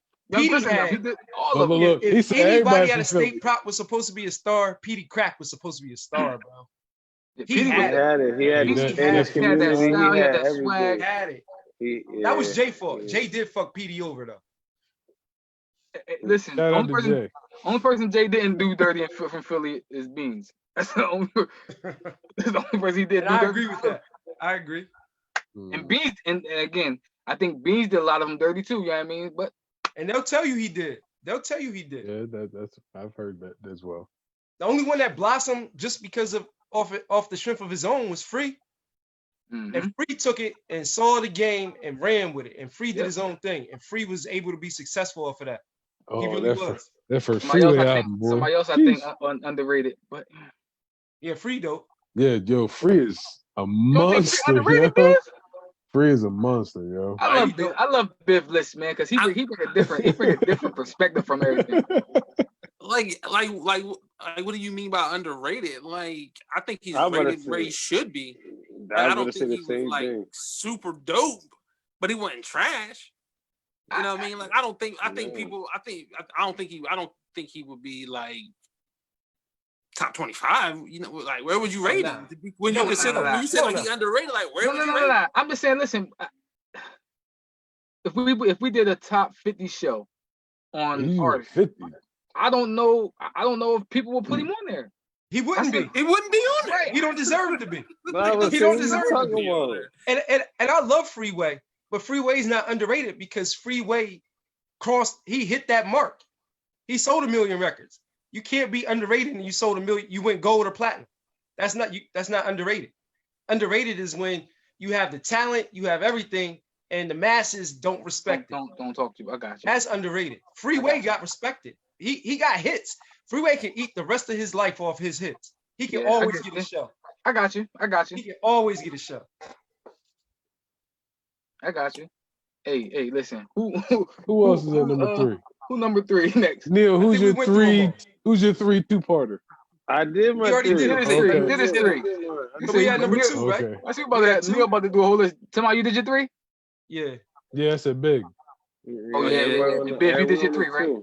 Yeah, I did my 3. So it's my turn to do my 2. Yep. Yeah. All right. Oh, I didn't say nothing about him earlier. My number 2 is 50. I've been banging with 50 since Guess Who's Back. You know what I mean? How to Rob. You know what I mean? How to Rob. I've been banging with 50 since then, man. And I remember when In the Club dropped and it was a wrap. It was Crazy. over. It changed. He changed the game. He had already changed the mixtape game because 50 was one of the first artists where he was just taking other people's hits and flipping them. And you go to the club and you would hear 50 version of their song and not the radio version of the song. And you would hear that in the club. And I'm Facts. He used to like- jack niggas. like, dude, Facts. like respect dude game. And I know like people always talk about, you know what I mean? Like, and he admitted himself he didn't do the boys right from G Unit. But everybody first album, They ate. Platinum. they I better say everybody. Yeah. even Yeah, Yayo yeah. Trash album Went gold. Yeah. did numbers. Yeah. It went gold. Yeah. So like I feel like he held them back, but he also set a table for them to eat. You Right. know what I mean? And it was up to them whether or not they wanted to you know what I mean, to push it. But Fifth, man, the way I'm with Dom. That's why I didn't say nothing either. 50 will never be, if we talk about lyricists, I don't think he would be one of the greatest lyricists. But songwriters, yes, he knows how to write a song. Ooh, and talk about that difference. It's a difference. I like that. It's a difference. You know what I mean? He knows how to write a song. He knows how to write a hit. He got an ear. He just has an ear for music. He knows how to make music. And I will always say, Get Rich or Die Trying is one of the top 5 greatest albums of all time. Like, it was great. That thing is just dope from start to finish. Now, it ain't lyrically better than other people's, but musically, it's just dope from start to finish. There's no song you skipped on that album. Yeah, that's no song where you was like, man, I'm gonna skip this one. So 50. That's why I didn't say a number earlier. I was saving it for when I spoke. I'm gonna say this. 50 did miss on one song. Yeah, I mean, listen, man, don't feed into that. Power season 6. Oh my God! When he put Trey, I thought you was talking about the album. I thought you saw the album. When he put Trey on the album over Joe, I said, "What?" He put Trey songs on that joint. Bro, went crazy. Yo, what was he doing? He was trying to help Trey Songz, man. I don't know what the heck was going on. Probably Trey Songz to check or something, man. Yo, but I loved how he handled that stuff. He's such a clown that he handled it well. Like his whole social media campaign after talking about, I gotta take Trey Songz off of this, fucking up the money. Like, yo, I respect him. I respect the way that man moves, man. Yeah, like, the moves that he makes, man, business and getting the show on ABC, right? Just everything that he's doing, man, from behind the scenes to trying to get into like he's off the muscle too, because even his first movie role, Samuel L. Jackson was trying to block him because he was like, man, this ain't no real actor. He a rapper, blah, blah, blah. So to see his come up from other black men trying to hate on you to the point where he's at now, he's a monster, bro. He's a monster. Yeah, 50 is a true personification of who he is. Like, he's a straight hustler. Like you said, a true hustler where people have been trying to block him from day one. I mean, or at least he had that chip on his shoulder to where he thought everybody was trying to block him from day one, and he definitely didn't allow that to stop him and to see him flourish. I mean, not only just in music, I mean, from music to acting to actually now, like you said, writing. He's writing and producing and stuff like that. He kicking down doors. I mean, that a lot of black men, I mean, don't get the opportunity to do. I mean, and 50 is actually doing that. I mean, so 50 got to see at the table like everything. I mean, he really has his hands in everything. I mean, so I commend 50 for I mean, what he's doing. I mean, I respect 50 for the same, and I agree with everything you said, but I don't respect him for snatching niggas' plates. 50 Cent has snatched so many plates, bro. I don't respect him for that either. So, like, and you know what's crazy? I rode with him off of that shit. I never forget when he started with Ja Rule. That whole campaign. I used to be a Ja Rule fan. I used to bang that. Tamar, we used to bang that Betty Vici album, bro. We used to bang that. And then 50 came along 5 years later and snatched his plate and then took his style and ran with it. He was clowning Ja Rule for singing on every song, and then 50 is singing on every song, even the gangster joints. So, I mean, I respect him, but he did a lot of niggas dirty, man. But I guess it's all a part of the game.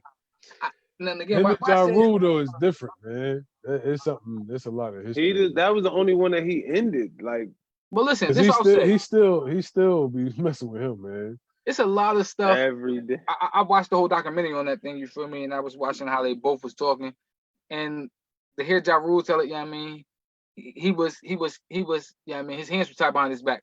I mean, just off of record wise and everything that was going on in the court. I mean, I would love to see if Ja, based off what he's saying, if he could have, I mean, clapped back.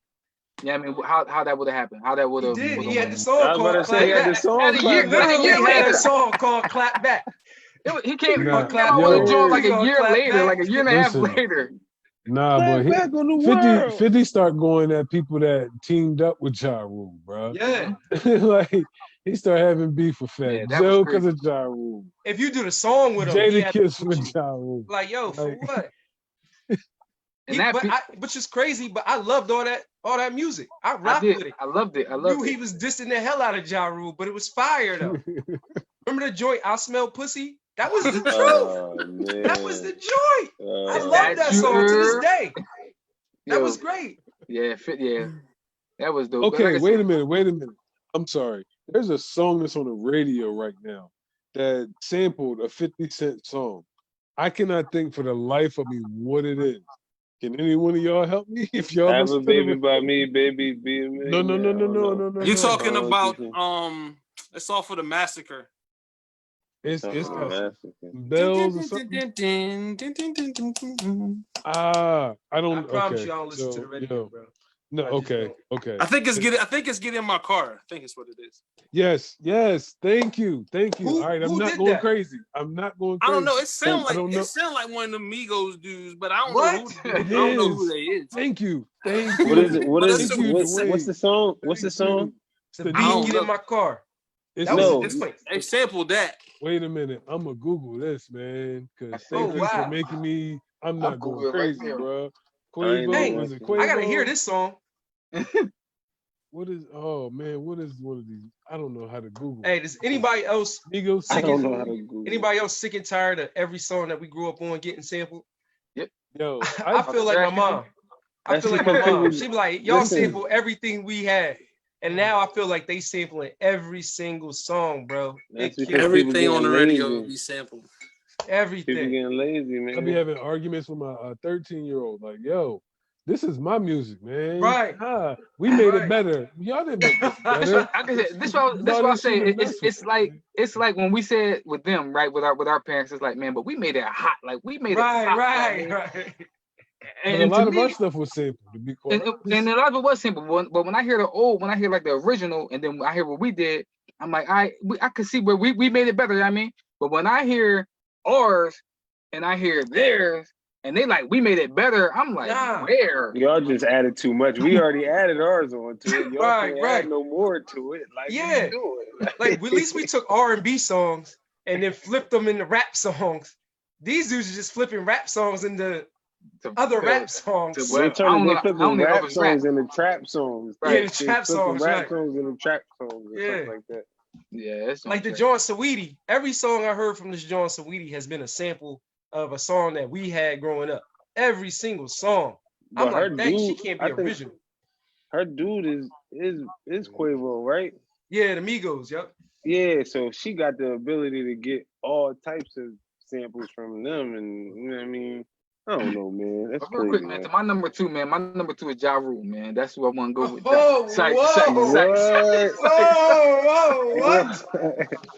What? Oh my God! So this, hold on. So this dude was I'm just playing. I'm about to say.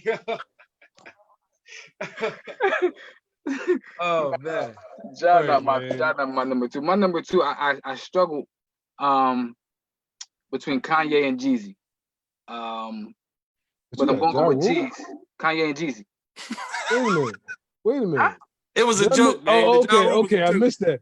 I was like, hold on. Oh, okay. All right, go ahead. You struggle between Kanye. All right, go ahead. I struggle between Kanye and Jeezy.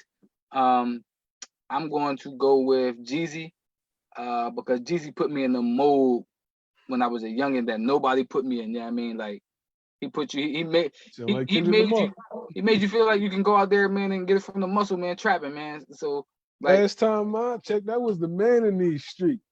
Yeah, like Jeezy was my guy, man. So that's my dude. Like people talked about him earlier, yeah, I mean, and said where they was when they first heard him. Like I said, I remember growing up in Wilmington and just listening to him being in the streets all the time. Jeezy was the one that, you know what I mean, put me in the mood. Was like, man, I can really do this. And it's crazy. It's crazy to think like that. Like it's crazy, like to say like you need the motivation to sell drugs. I mean, be a drug dealer. You know what I mean, but like Jeezy made you feel that way. He made you think like, yo, I can really get out here in these streets. And the album was called that. And it was called that. Thug Motivation. Thug Motivation 101. And that's what's crazy. Like he was really motivating you. Like, yo, man, Jeezy said I can do it. I can do it. Hey, yo, he even helped you in the time of the recession. Like about Jeezy, like Jeezy don't talk about like the glorification of it. Like he talk about the downside of it, man. Like he talk about taking losses. He talk about buying bricks and getting back to the spot and the whole thing fake. Like he don't just talk about the gains, he talk about the downside. Like, you don't hear a lot of rappers talk about taking losses in the street. You're always talking about winning. Everybody winning. But Jeezy always talk about taking losses, so I can respect that. Yeah, I respect. Yeah, like you said, I took a couple losses. Man, I remember. Listen, I'm not like this. Everybody's watching it. I'm not like this. He has evolved as a grown man. Anymore. Yo, don't indict yourself, dog. Don't indict yourself. Listen, hold on. All you gotta say is allegedly, bro, and then allegedly, everything right? away. Allegedly, right? Listen, everything is allegedly, bro. So everything is alleged.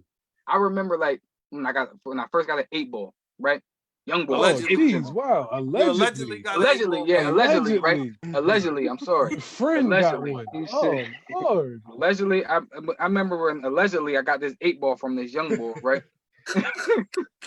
Just gave it to me. I allegedly just gave it to my boy. I said, yo. My number 2 is let's stop this before we get indicted, bro. Hey, nah, this it's past the statute of we good. Hey, tell the story. Hey, we good. Yeah, but we talking about taking losses, right? You're talking about taking losses and coming through, right? So I got an 8-ball, just come up, right?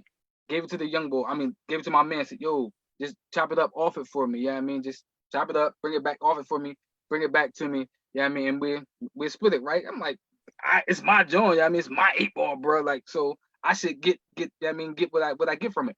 Man, the ball chopped it up or distributed, and I never got nothing from it, bro. Never. That was his. It was his. Legit. It was legit his. So you talking about taking losses, right? Hold on. So the first time you got some work, allegedly, you immediately tried to another young boy to work. Hold on, Mullen. You ain't never tried to Mullen, you gotta hit the allegedly, bro. Hey, okay. The first time you allegedly got some I allegedly got this work, bro. You immediately try to put somebody else to work. You ain't trying to do nothing. You didn't block yourself, no,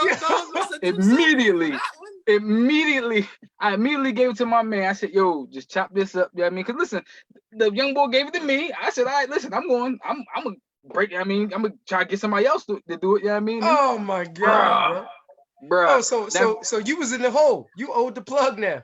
Nah, because I ain't owe him. He just gave it. This was the young boy said. He said, yo, I got this thing at my crib. I don't know what it is. I guess it was his pops or whatever.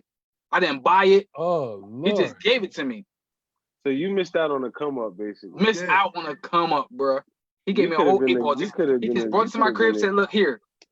So I took it to my man crib, said, here, chop this joint. It was supposed to be allegedly my man. That could have allegedly, how old were you at this time? I think I was either sophomore or junior in high school. Oh my God, bro. You fucked the money up. Damn. Yeah, man. So I was thinking maybe you was 12, 13. Hold on. So you was old enough, wise enough to know I could get this off. Old enough to be like, yo, I can definitely do it. I can definitely get it off. Oh, so did you allegedly go and see this boy about your business? Oh man. I did address him. I did say something to him, you feel me? But when I was thinking about it, I was like, man, to me, I was like, that was kind of a blessing in disguise to me, you feel me? Right. Because I was like, man, if I actually retaliated, or if I actually, like, if that work would have came back to me, I feel like I wouldn't be here today, you know what I mean, to talk to y'all about this story. You know what I mean? So I was like, man, you know what? That's a blessing. That was a blessing in disguise to me. Just looking back onto it, I was like, that's a blessing in disguise to me. You know what I mean? So back then, I was like, bruh, I was tight. I said he would have been on an island somewhere if he'd have played his cards right. He'd have been the kingpin, been past that stage. And we'd have been on an island. All of us would have been sipping mojitos and stuff now. This podcast would have been encrypted 30 times. Where you at? He would have been shining right now. Champagne drinking, you know what I'm saying? Hey, listen, I tell you, I got a bunch of stories, bro. I remember. I got a bunch of alleged stories too. I can tell you, man.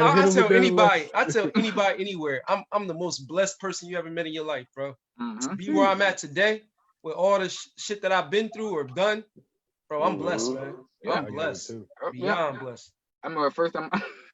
I All remember. right, no. We gonna save this. We gonna save this. Number two. My number two. Go ahead, Neil. Your number two my is. number two is J. Cole.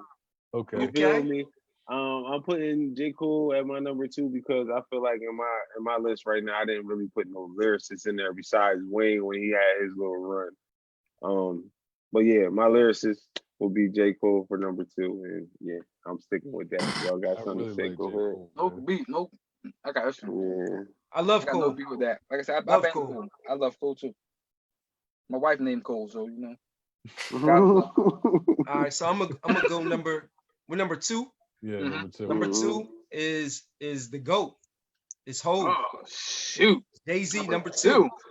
Yeah, Number we two. thought that. And it's so weird because I always make this statement. I got my favorite, and then I got the GOAT, and and it's crazy that I could differentiate and admit. I can admit between the two. So Jay-Z the GOAT, bro. And honestly, it's like enough said. Everybody, it's just Hov, bro. It's Hov. It's Hov.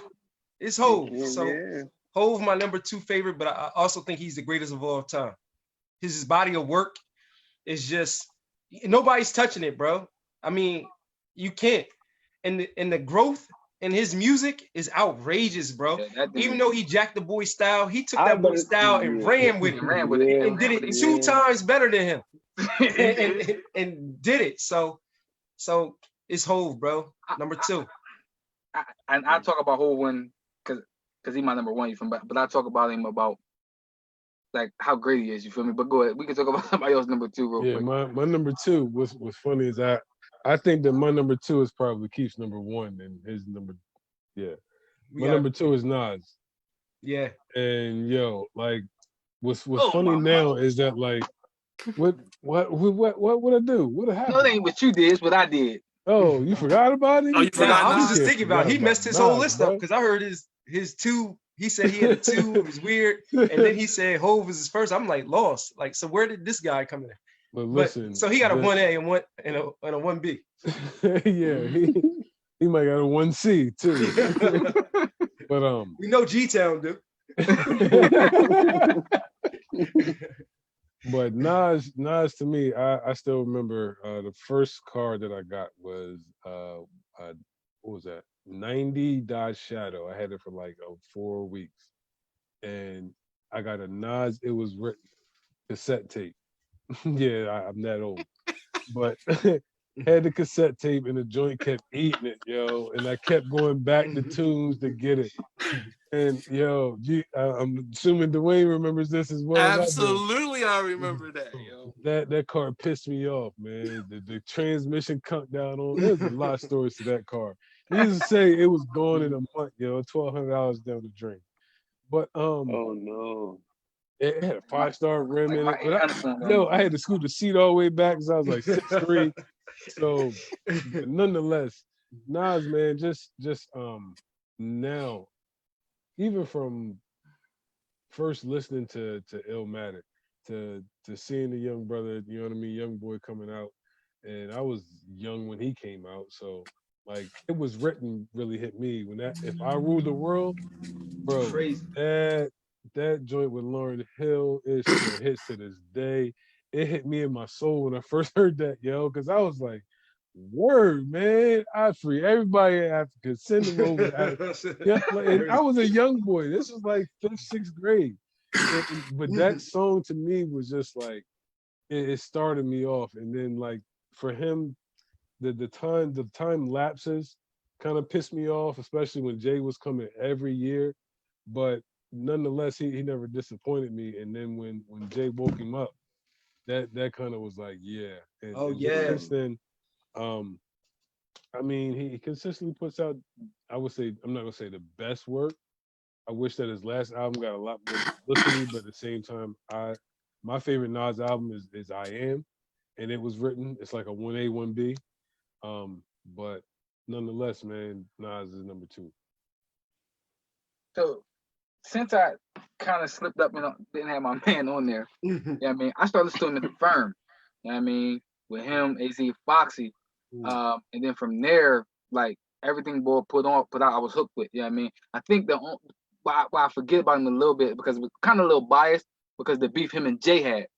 You know what I mean? So the beef him and Jay had kind of make me like pick a side a little bit, you feel me? So I sided with Jay, but you know what I mean? It's like one of those things where you really didn't appreciate him. I really didn't appreciate him, you know what I mean, during that beef. You know what I mean? But when you go back and you start listening to him and you start, you know what I mean, listen to my man albums, like, man, you got nothing but to appreciate the boy the work that he put out, you know what I mean? So my one, since I forgot about my 1B. Yo, I gotta respect what you said, because I never forget, man. It was my senior year in high school, man. School had just started. It was like maybe second, third month of school when them albums dropped. Stillmatic, and it was the Takeover and Ether. Mm-hmm. And I never forget hearing Takeover, and I'm like, damn, man, this nigga coming at my boy real hard. But when I heard Ether, nigga, take sides, bro. You are absolutely right. Had to. You are absolutely right. I took sides, nigga. I just murdered that man. What's crazy? Ether came out on Jay-Z's birthday, if I'm not mistaken. Yeah, it came. Yup, it did. I never forget. Senior year, bro. So I understand what you're saying about the take side thing. You had to take a side. I was able to still, you know what I mean, check the music out. So I did. But I just bumped Stillmatic way more. I ain't gonna front. Way more. Did you say your number 2, Biv? You did, right? You said yeah, 50? my number two was 50. 50, yeah. Did you have Nas on your list? No. Oh shoot. So did G-Town go 2? Nigga, who your number 2? You did. I already went. All right, so who was your number 2? Cole. Oh my God. Cool. I respect Cole. I like Cole. I respect Cole. The Baby Nas. That's what I think about. I like Cole. Baby Nas. You said all right, Dave, we on 1? Oh, my number 1 is Jay. Right. Like, what can I say? I think Jay. I think I'm with Keef, man. I think Jay the GOAT. Only one album that I've ever really listened to of his that I didn't care for too much, and that's Volume 2. That's the only one that I don't really care for that much. Hard Knock Life? Yeah. Oh, I love that album. That's my album. I didn't say it was trash. I'm just saying it's the only one that I don't care for. I thought you was gonna say Kingdom Come or something. Yeah, Kingdom Come. Nah, see, I'm gonna be honest with you. After the Black album, I kind of fell back. You know what I mean? From hip hop, period. Like, it wasn't just Jay. I kind of fell back from hip hop, period, after the Black album, just because he wasn't around. You know what I'm saying? So I dabbled into a few guys. Like, I kept following 50, and really it was just 50 and Jeezy that I followed after Jay really retired. Like, I wasn't into hip hop like that much. You know what I'm saying? But Jay, from 96 to 05, 06, like, that run, I don't think anybody will ever be able to top that type of run, that type of longevity, man, and being on top of the game with that weight of carrying New York. Like, people don't understand, like, that weight of carrying New York, especially considering that he came in right after Big. Right after Big. Died. Like, that was a huge gap. You know what I mean? A huge hole in the hip hop world, man, when Big died, and Jake took that mantle and carried it, where, you know what I mean, Nas was supposed to be that guy. You know what I mean? Nas was supposed to be the guy to carry the mantle for New York, but Jay carried that crown for a decade, man. So, and plus, a decade plus, and to piggyback off your point, when you're talking about carrying that crown from New York, because many people have tried that. You know what I mean? You gotta think about when Big died, there was a window that somebody could have just snatched it, right?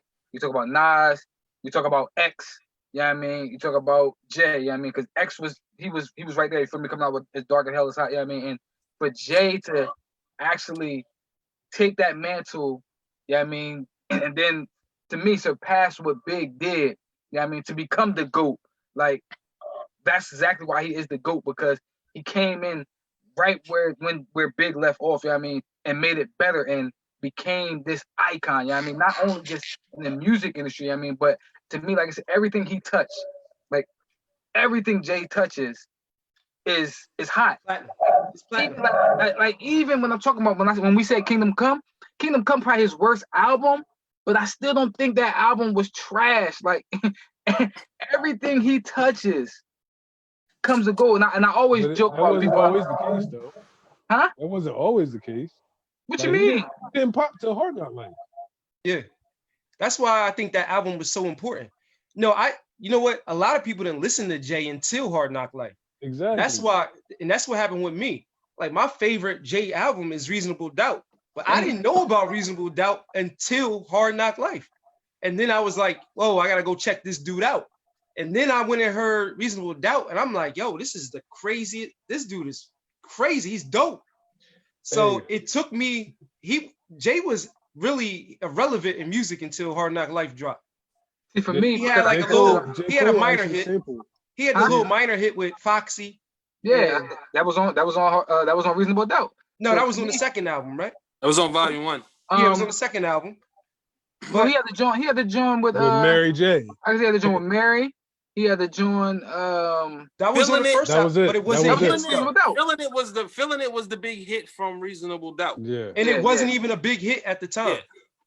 It wasn't even a big hit. Nobody really knew Jay until It's a Hard Knock Life. Until Hard Knock Life. I guess for me, because I'm a little older, so like Reasonable Doubt. So I sequential order, Reasonable Doubt. Then I listened because I didn't listen when they first came out. You feel me? So I listened to Reasonable Doubt. Then I listened to Hard Knock Life, and then I think Streets is Watching. Yeah, the Streets is Watching joint. So I followed my man from beginning. Yeah, I mean from his first album until all the way up in sequential order. You feel me? So Reasonable Doubt was the first joint for me. But no, I like what you said, that a lot of people said Kingdom Come was whack. It wasn't whack. It was just whack for a Jay-Z album. Right, for Jay-Z. Like just because his we expect his standard, he's here, you're top tier. So we expect this from you. So it wasn't whack. It just wasn't Jay-Z quality. It's Jay-Z thing. So going back to what I first said, right? When we talk about can I just one thing? Yep. J. Cole's new song, Snow on the Bluff. Mm-hmm. Yeah. He sampled one of Jay-Z's songs from Reasonable Doubt. I didn't even watch it. I didn't even listen. I haven't heard it yet. I heard about it, but I haven't heard it yet. Well, let's do it. But so because to me, I think there's two albums that Jay did where you can say, man, these are great. Like when I say about 50's album, where 50 had that one album that you can't touch it. To me, I think Reasonable Doubt, and I think Blueprint 1. To me, which I think you got to even throw. I think he has more than just two classic albums. I do. Yeah. I think he got way more than you have to talk about American Gangster. Oh my God. That album, bro. That's my personal favorite. You got to talk about American Gangster, bro. That album is almost flawless too, bro. It really is. It's the great. Black album. I'm about to say the Black album too. I like the Black album too. Like he really got a couple classic joints if you want to just keep it real. So and that's so hard for an artist to do, where you can say this nigga got a couple classics. About four or five classic albums. Right. So when we talk about the GOAT, that's what to me, what makes him the GOAT, like what separates him. Like Stephen Curry. Say 50. Yeah, he is the Steph. He is the Steph. Nah, Jay Jordan. Jay Jordan, bro. Jay Jordan. Jordan, bro. If anybody's LeBron, it's Drake. Unfortunately, I gotta say that. Nah, I think J. Cole. Drake. I think J. Cole is LeBron. We're talking about hits here. This man got 83. This man got as many hits as he's like almost close to the Beatles. Yo, so Drake is Steph Curry. He's Steph Curry. He gonna hit those shots consistently. Okay, there we go. There we go. We got it. He no, he not, man. No, he not. Yeah, he is. So who is Drake then? Yeah, he is. Drake is Steph Curry. Drake is Kareem, yo. Kareem. Drake's Kareem, man. He's got all of the accolades you can ever ask for, ever want, but nobody's gonna ever consider him the GOAT. Except for the people that watched him in his era. I like that. Except for the people that watched him in his era. Hey, Biv, that's it, Biv. I agree 100%. People that watch him in his era, it'll still be debated as far as him and Cole as well. Because Cole got a cult. Cole. I love the Cole LeBron reference. I really think he is. I do. But yeah, that's really good. I respect that, Bill. Yeah. I'm using that, like so I'm telling you that now. My man got about 4 classics, bro. Just think about that. That's crazy. When in your lifetime, you might get one. Like I think Pop.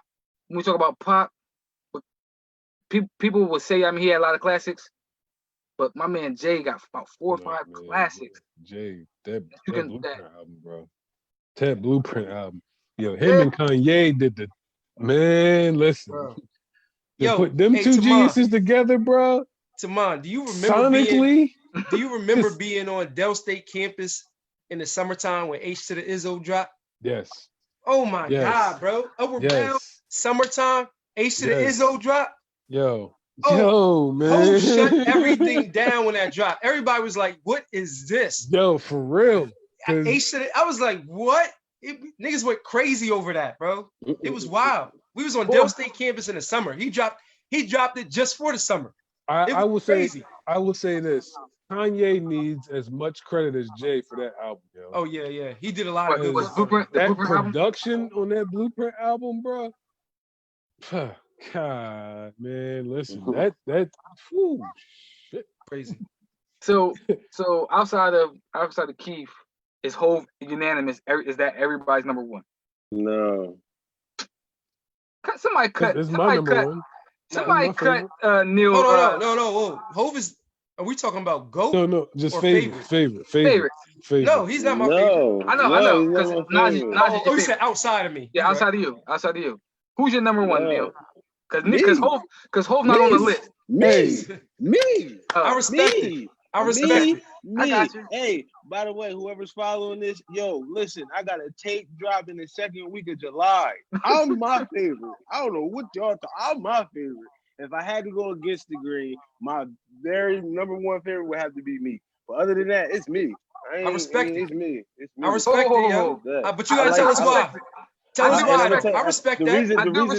The reason that I pick me is because I love my progression. You feel me? From the time that I started to where I'm at right now to where I'm going to be a year from now, it's going to just keep getting better. So I got you, as you should. But wait, don't try to gloss over what you said after that. After that, you said if you had to pick a number one, it would be Meek. Yeah, because it's the same. It's the same thing. No, he said Meek. Meek, and it's the same reason because I watched him grow up. Like it's the same reason. That's why he'd be my number one. With no Jay on the list. I watched it from the beginning. Oh my God, no Jay-Z on the list. No Jay-Z on the list. I told you mine was gonna be different from yours. We got to throw the whole show away, yo. Listen, we got to cut. Okay. No. Okay, so I'm gonna ask Neil a question, right? What's up?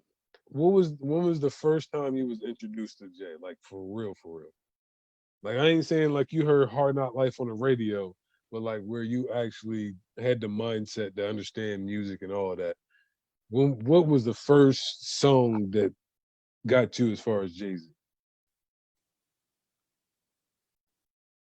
I can't even think of. Matter of fact, it might have been what was that, John? Was it the Dynasty? Okay, that was the shit. See, okay, Dynasty. That was Dynasty, John. Yeah, I think it was one of them Jones off of there. But then Blueprint came after that, though. Yeah. How'd you miss the Blueprint wave?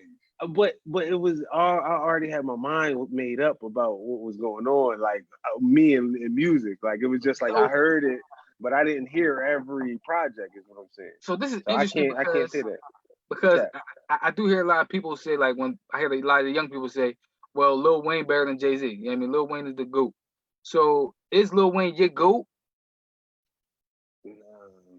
I don't gotta go. There's too many goats out here. I don't gotta go. I couldn't place a goat on nobody for me. That's just that's how I feel. Like I couldn't do that. I know all y'all goats is probably Jay-Z. I feel that, but I can't. I don't know because Wayne fell off. Jay-Z actually kept going with his. You feel me? Right. So, but did Wayne fall off? Hold on. Did Wayne fall off? Wayne fell off? As far as being relevant, yeah. As far as being relevant, yeah. So I do like that. I do like that. What Keef just said. Did he really fall off, or was his hand tied behind his back? Was it business? What's his last album? His last album was what? The Carter Funeral. The Carter Funeral. Nah, it was Funeral. Oh yeah, the funeral. Yeah, the funeral. And he was on there. He was going in on that album. He did. And he went in on the Carter 5. Oh, I wouldn't know. I haven't banged with him in a long time. I thought he was See what I'm trash saying? after You like see what I'm saying? like after the Carter 2, he was trash to me. Like, and you know what? The 3, now that you say that, all of that stuff. A lot of people don't like that. That's what I'm saying. Like, the truth, I'm gonna tell you the truth. I listen to Lil Wayne and I listen to him often, but the last Lil Wayne album that I actually banged consistently was the Carter 3. Oh yeah. Carter 3. We got Mrs. Officer. But see, I'm Mrs. a Officer mixtape on Wayne guy. I'm a mixtape Wayne guy. I don't really like because to me he's a rambler. Like he's not a 16 8-bar hook. That's not his thing. If you can just give him a beat and let him ramble, go, he's gonna go absolutely nuts. And I can respect that. You know what I mean? So I like mixtape Wayne better than I like mixtape Wayne. So then, would you compare Wayne to Cameron then? To who? To Cameron. Cameron, man, listen, just because he went a little left, don't Purple Haze. No, I like him. I like him. Y'all listen to Cameron's last album? I haven't. It was really fire. I ain't even. Please go check it. Purple Haze 2 is really good. Purple Haze. Oh yeah, Purple Haze. Purple Haze Part 2. Okay. Purple Haze Part 2 is fire. I know he had work after that. Please check it out. But he's not relevant. But I'm not relevant. But I'm not putting him in the same boat as Wayne though. No. Same boat as Wayne. When it came to freestyling off the top of their head, he said some silly stuff, but he said, "I got some when he just said in noodles. I put them noodles in noodles." When Biv was saying about rambling, in my noodles. When Biv said rambling, that's the first dude that came to my head. Yeah, Cameron legit said whatever came to his head. He legit said whatever came to his head. Shout out to Cam, man. I put a chick in the jacuzzi. Yo, he just says the wildest shit.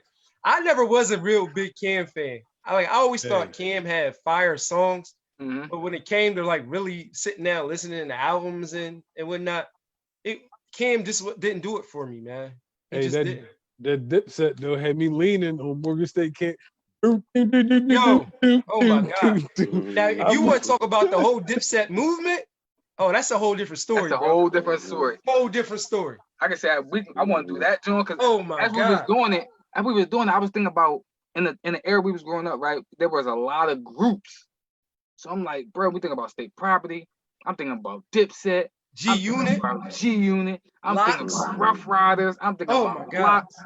What are you thinking about? Like, where do we rank those? Where do we rank them? Like, man, this was Tamam, when that Rough Riders dropped, bro. Remember that Rough Riders tape dropped that summer? Rough Riders had the whole. Listen, man. Rough Riders and Rockefeller ran our high school years, man. From 99 to 02, that was DMX and Jay-Z pretty much. They had the tour and everything. Who was what's his name? DJ was Swiss. Every time that Swiss album came, had to cop it. Had to cop that joint because it was gonna be fire, man. Rough Riders 1, 2, 3. Crazy. This is a peek into another show, but favorite producer. Oh, that's hard. Yeah, to me it's Ye, but Yeezy. Yeah. My favorite producer probably is DJ Premier, man. It's something about his sound is crazy, and then the scratches over the beat, like he just, I like that. It might be a tie between Knife Wonder and Ye. I've been with Knife Wonder too. Mine is Alchemist, man. Yeah, Alchemist fire, bro. Ooh, man. He fire, bro. We just did the whole show right there too. Listen. Yo, did you listen to that Freddie Gibbs Alchemist album? Anybody listen to that? Gibbs is fire, bro. Go check that joint out. They just dropped it like 2 weeks ago. Crazy. I want to say 2 more of my honorable mentions, and then we can wrap it up. Let me do my one then. Oh, go ahead. Do your one. Oh, so my one, the favorite, the God MC, Nasty Nas, Nasir Jones. Yo, bro, I've been in love with music. I love hip hop from the very beginning, and Nas has always just touched my soul. Like, it's just something about his story, his wordplay, his beats in the beginning. I don't want to talk about them now, but in the beginning. But I just thought he was so ill, man, and nobody was doing it like him, man. Like even the albums people call whack, I really enjoyed, like Nostradamus. I love that shit, man. I think Nas got a couple. Nostradamus. A lot of people say a lot of people say it's whack, but I liked it. It didn't live up to expectation. Man, y'all heard. Hey, come on, man. Y'all heard what Jay said, man. Here we go. Y'all heard what Jay said, man. Stop it, man. Y'all heard what he said, man. 2 of them things was due. Like y'all heard what he said, man. One was and the other was Illmatic. Y'all heard what he said. Stop so hold on. I do. So which one was Ed? So which one was Ed?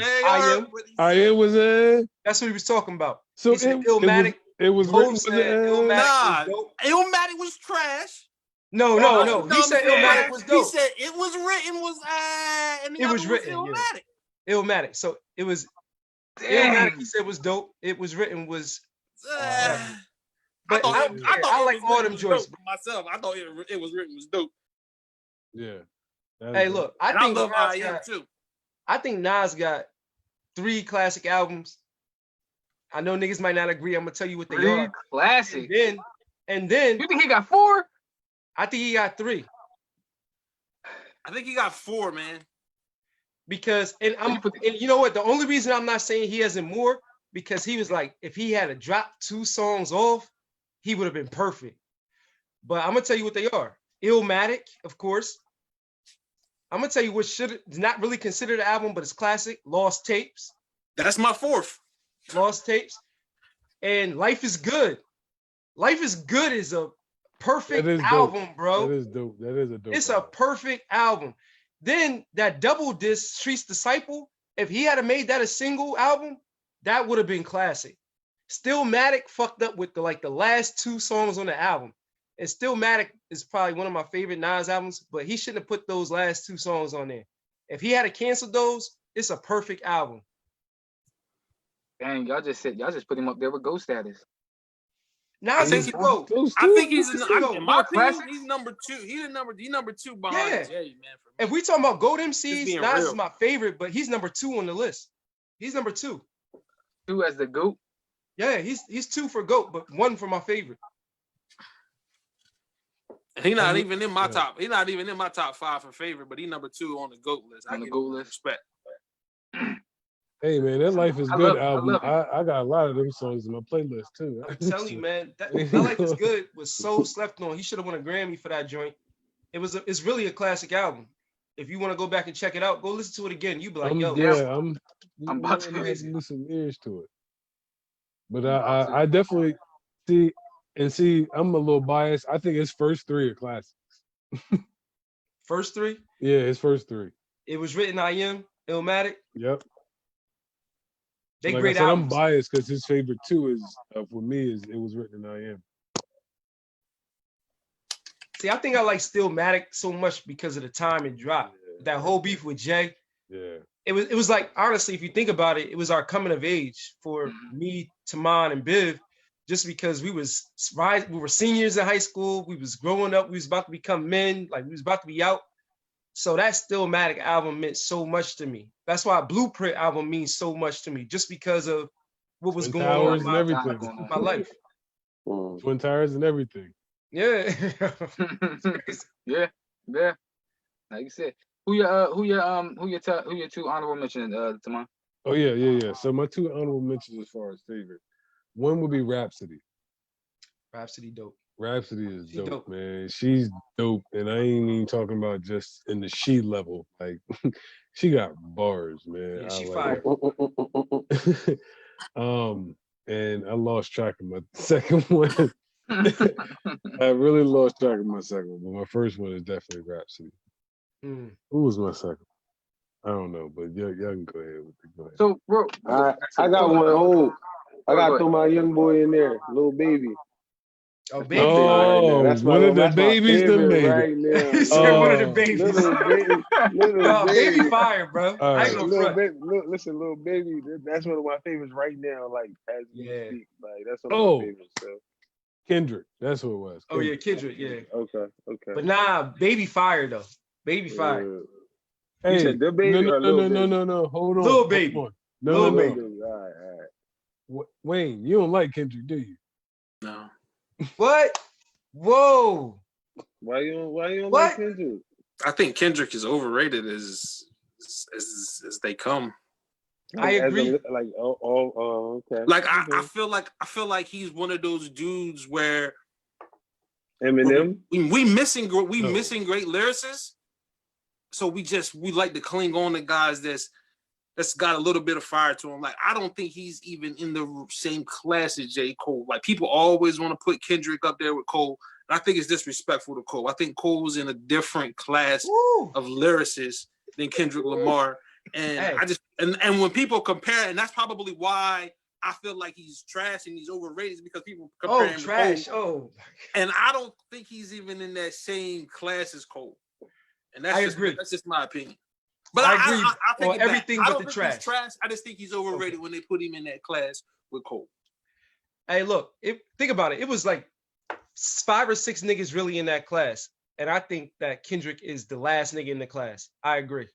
Oh my God. Because if you talk about that class, we talking about Drake, we talk about Cole, we talk about Wale, we talk about Sean, and a lot of people forget about this dude, Big Crit. Yeah, and then I put Kendrick. And Big Crit is fire. Yeah. Crit is crazy. I gotta go back and listen to all the albums since you said number 6. Crazy. I gotta go back and listen to all of them now. But honestly, and I love Kendrick, but out of that class, bro, Big Sean can wrap circles around this nigga. Cole can. We know Drake can. Big Sean rap off beat sometimes, man. So but I do bang with Big Sean, but he rap off beat sometimes. So the reason why I asked Dwayne that is because I've been knowing that, but I never knew the reasons as to why. Now, for him to say that, I understand that completely as far as the perspective that we were wanting something similar to some sort of substance. And that was it.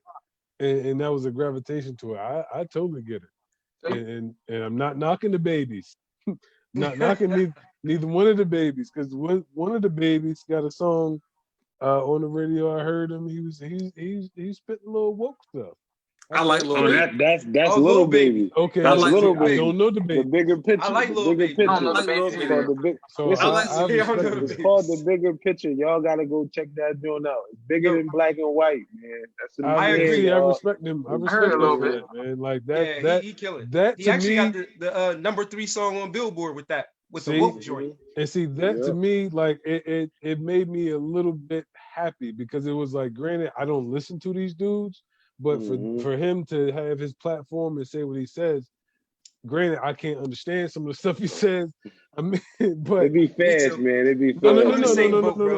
No. Like I catch some of the stuff. I mean, it's a part of like the way that he talks from Georgia and all that. So it's a lot. He had nothing to do with like mumble rap. I can't even hear him. I can't understand him when he's having an interview sometimes. Me neither. So, Me neither. But I'm saying, like, for him to have that type of mentality, and even the other baby or whatever, I see that he's working with Cole, so I know he's from Carolina, so he's a little, you know what I mean? Like, it makes me think that there's some Joey Badasses to where there's going to be still some people that has a little bit of substance, a little bit of lyricism, and keep that going in a sense. Hey, throw that Joey Badass on my most underrated. Throw him on my most underrated list. Joey the GOAT. No, Benny the Butcher. That's who it was. Benny the Butcher. I like the Butcher. Yo. Man, I like Conway better though. I like Conway. I think like Conway can rap, bro. I like little Ghostface action. Griselda, I'm a big action fan, bro. I love action. No, I'm saying West Side Gun. Sometimes he got the style like action. I'm not a fan of that voice, bro. That Griselda game. That Griselda. I can't. Listen, I can get with that boom boom boom. Listen, I can't. I don't like West Side. That took me back, man. That made me feel good, bro. I know what they talking ain't positive. Don't get me wrong. Yeah, definitely. It took me back to that feel of, like you said, in high school, growing up on hip hop, and hearing that boom bap, right? A little bit of flair to it, and West Side sounding like Ghostface. Took me back to the old. It just got a whole old New York feel that made me feel good. I ain't even gonna hold you, man. It's just like I can't. I can't get with a whole lot of the. So I got one question. I got a last question to close it out, right? Is Jay the most complete artist we've seen? No, he can't sing. Hold on, complete artist or he can't sing because if you want to say most complete artist, you got most complete rapper. Let's say that. Yeah, you gotta say Drake if you're talking about that. Is he the most complete rapper? Yes, he can do it. He can do everything. In rap, he can do everything. He can go gangster. He can make a love song. He can make a party song. He can make you think. He can do everything. Yes, it's Hov.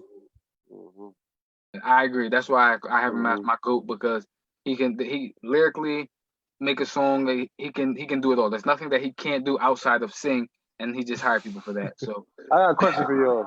I got one last question before we do too. Speaking of Jay-Z, do y'all think he write for Beyonce, man? Because her joints be fire, dog. He definitely does.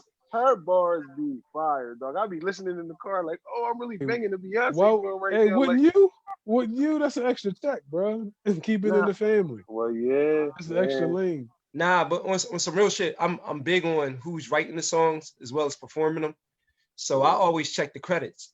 If you look at a lot of even her R&B songs, not just the ones she's rapping on, Jay is a writer on them joints. Okay, Jay. They get his love tip on.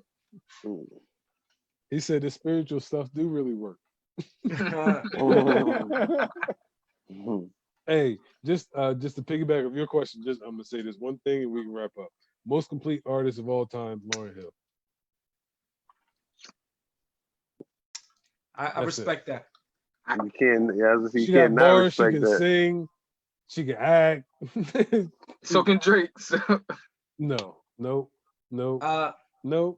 I'm not giving it to him. The only, man, I don't know. 7 I respect off it. Of first album, bro.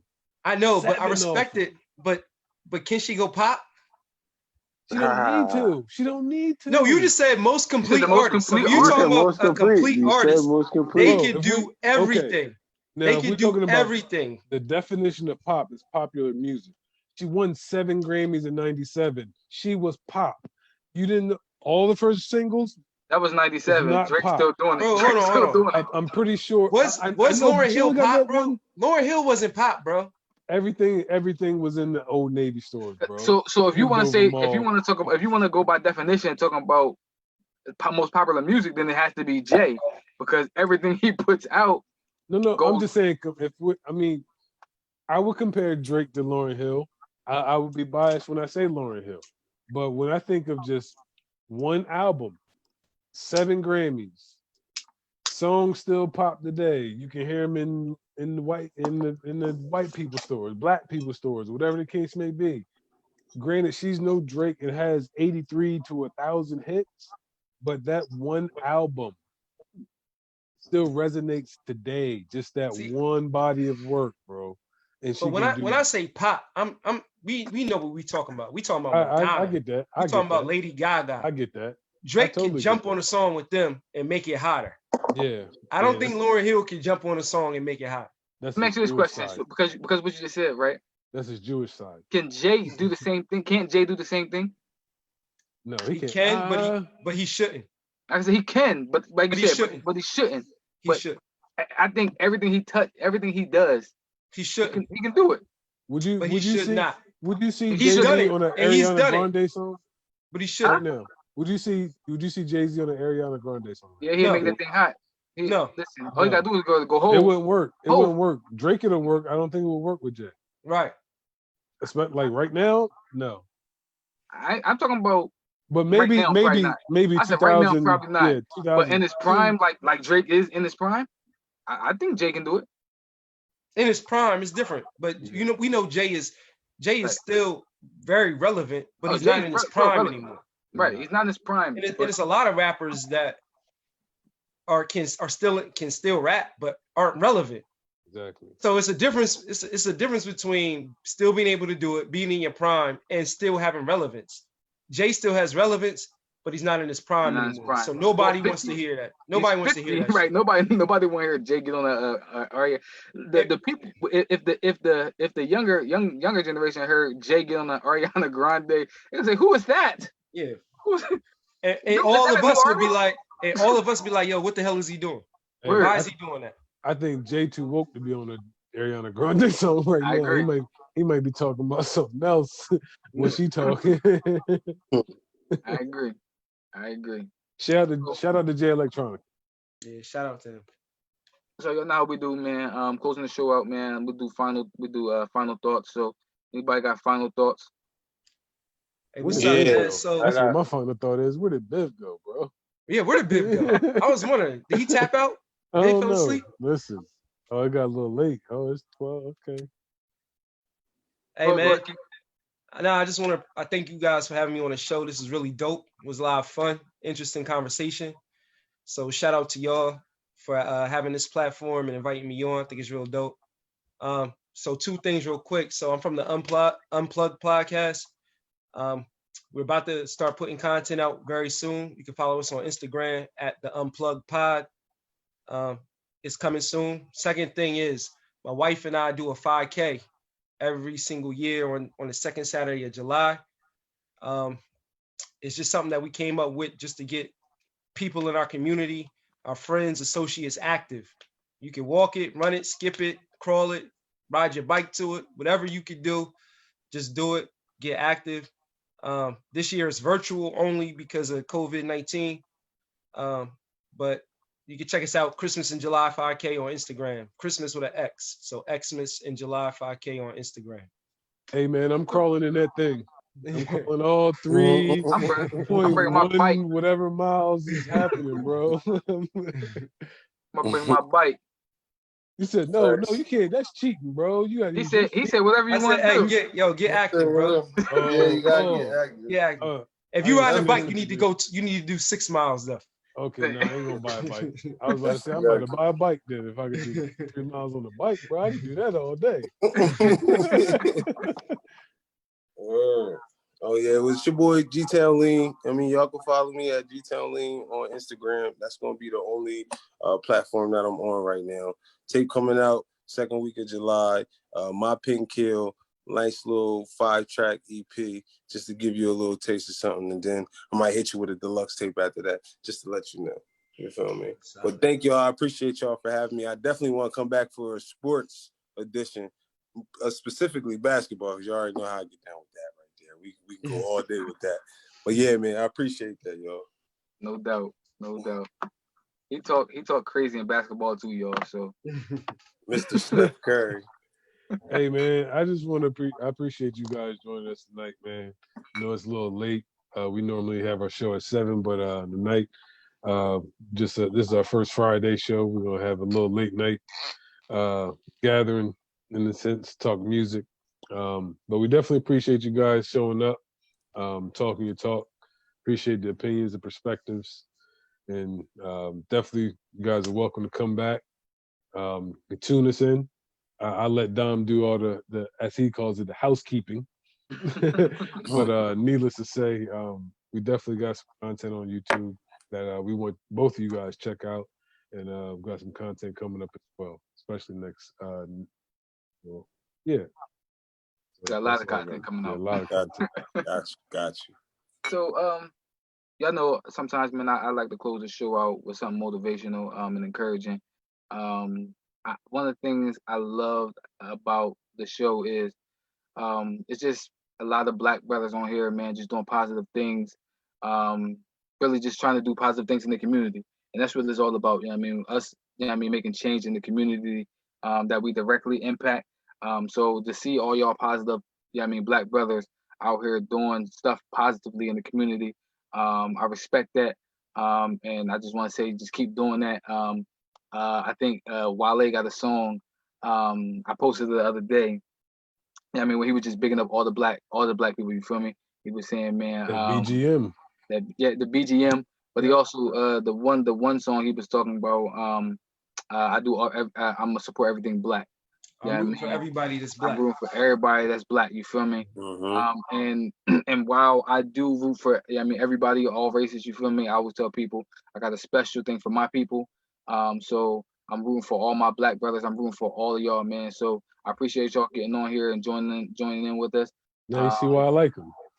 I got 2 daughters, so the black girl magic was popping. You know what I mean?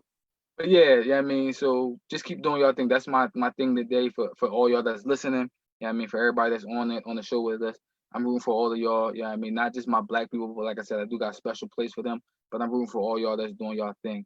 Just keep doing it. If you ever want to get on the show in the future, just hit us up on one of our platforms. But make sure again, if y'all on a YouTube, go to our YouTube channel, subscribe to our YouTube channel. We're trying to get those subscriptions up. So make sure y'all follow us on YouTube. Follow our Instagram page. Follow us on Spotify, and always follow us every Monday, Wednesday, and now Fridays. On I don't know about every. Live. We don't know about every Friday. Yeah. But follow us on those days, man. On Fridays. I said on Fridays again. So I guess we definitely gonna be doing Fridays. Listen. I'm just saying that I might have to call out of work. Well, listen, if you look, man, if you gotta go get that money, man, I can slide in as a special. Hey, there it is. There it is. You know what I'm saying? We got no problem with a special substitute guest. Yeah. But hey, listen again, like I said, man, I'm rooting for all of us. So that's my biggest thing for the day. Just keep doing what y'all doing. Let's always support one another. Yeah, I mean, and again, that's it. Yeah, I mean, but until the next time. If y'all got anything to talk about, anything y'all want to say, anything to get off your chest, man, y'all know what it is. This is the platform. Speak on it.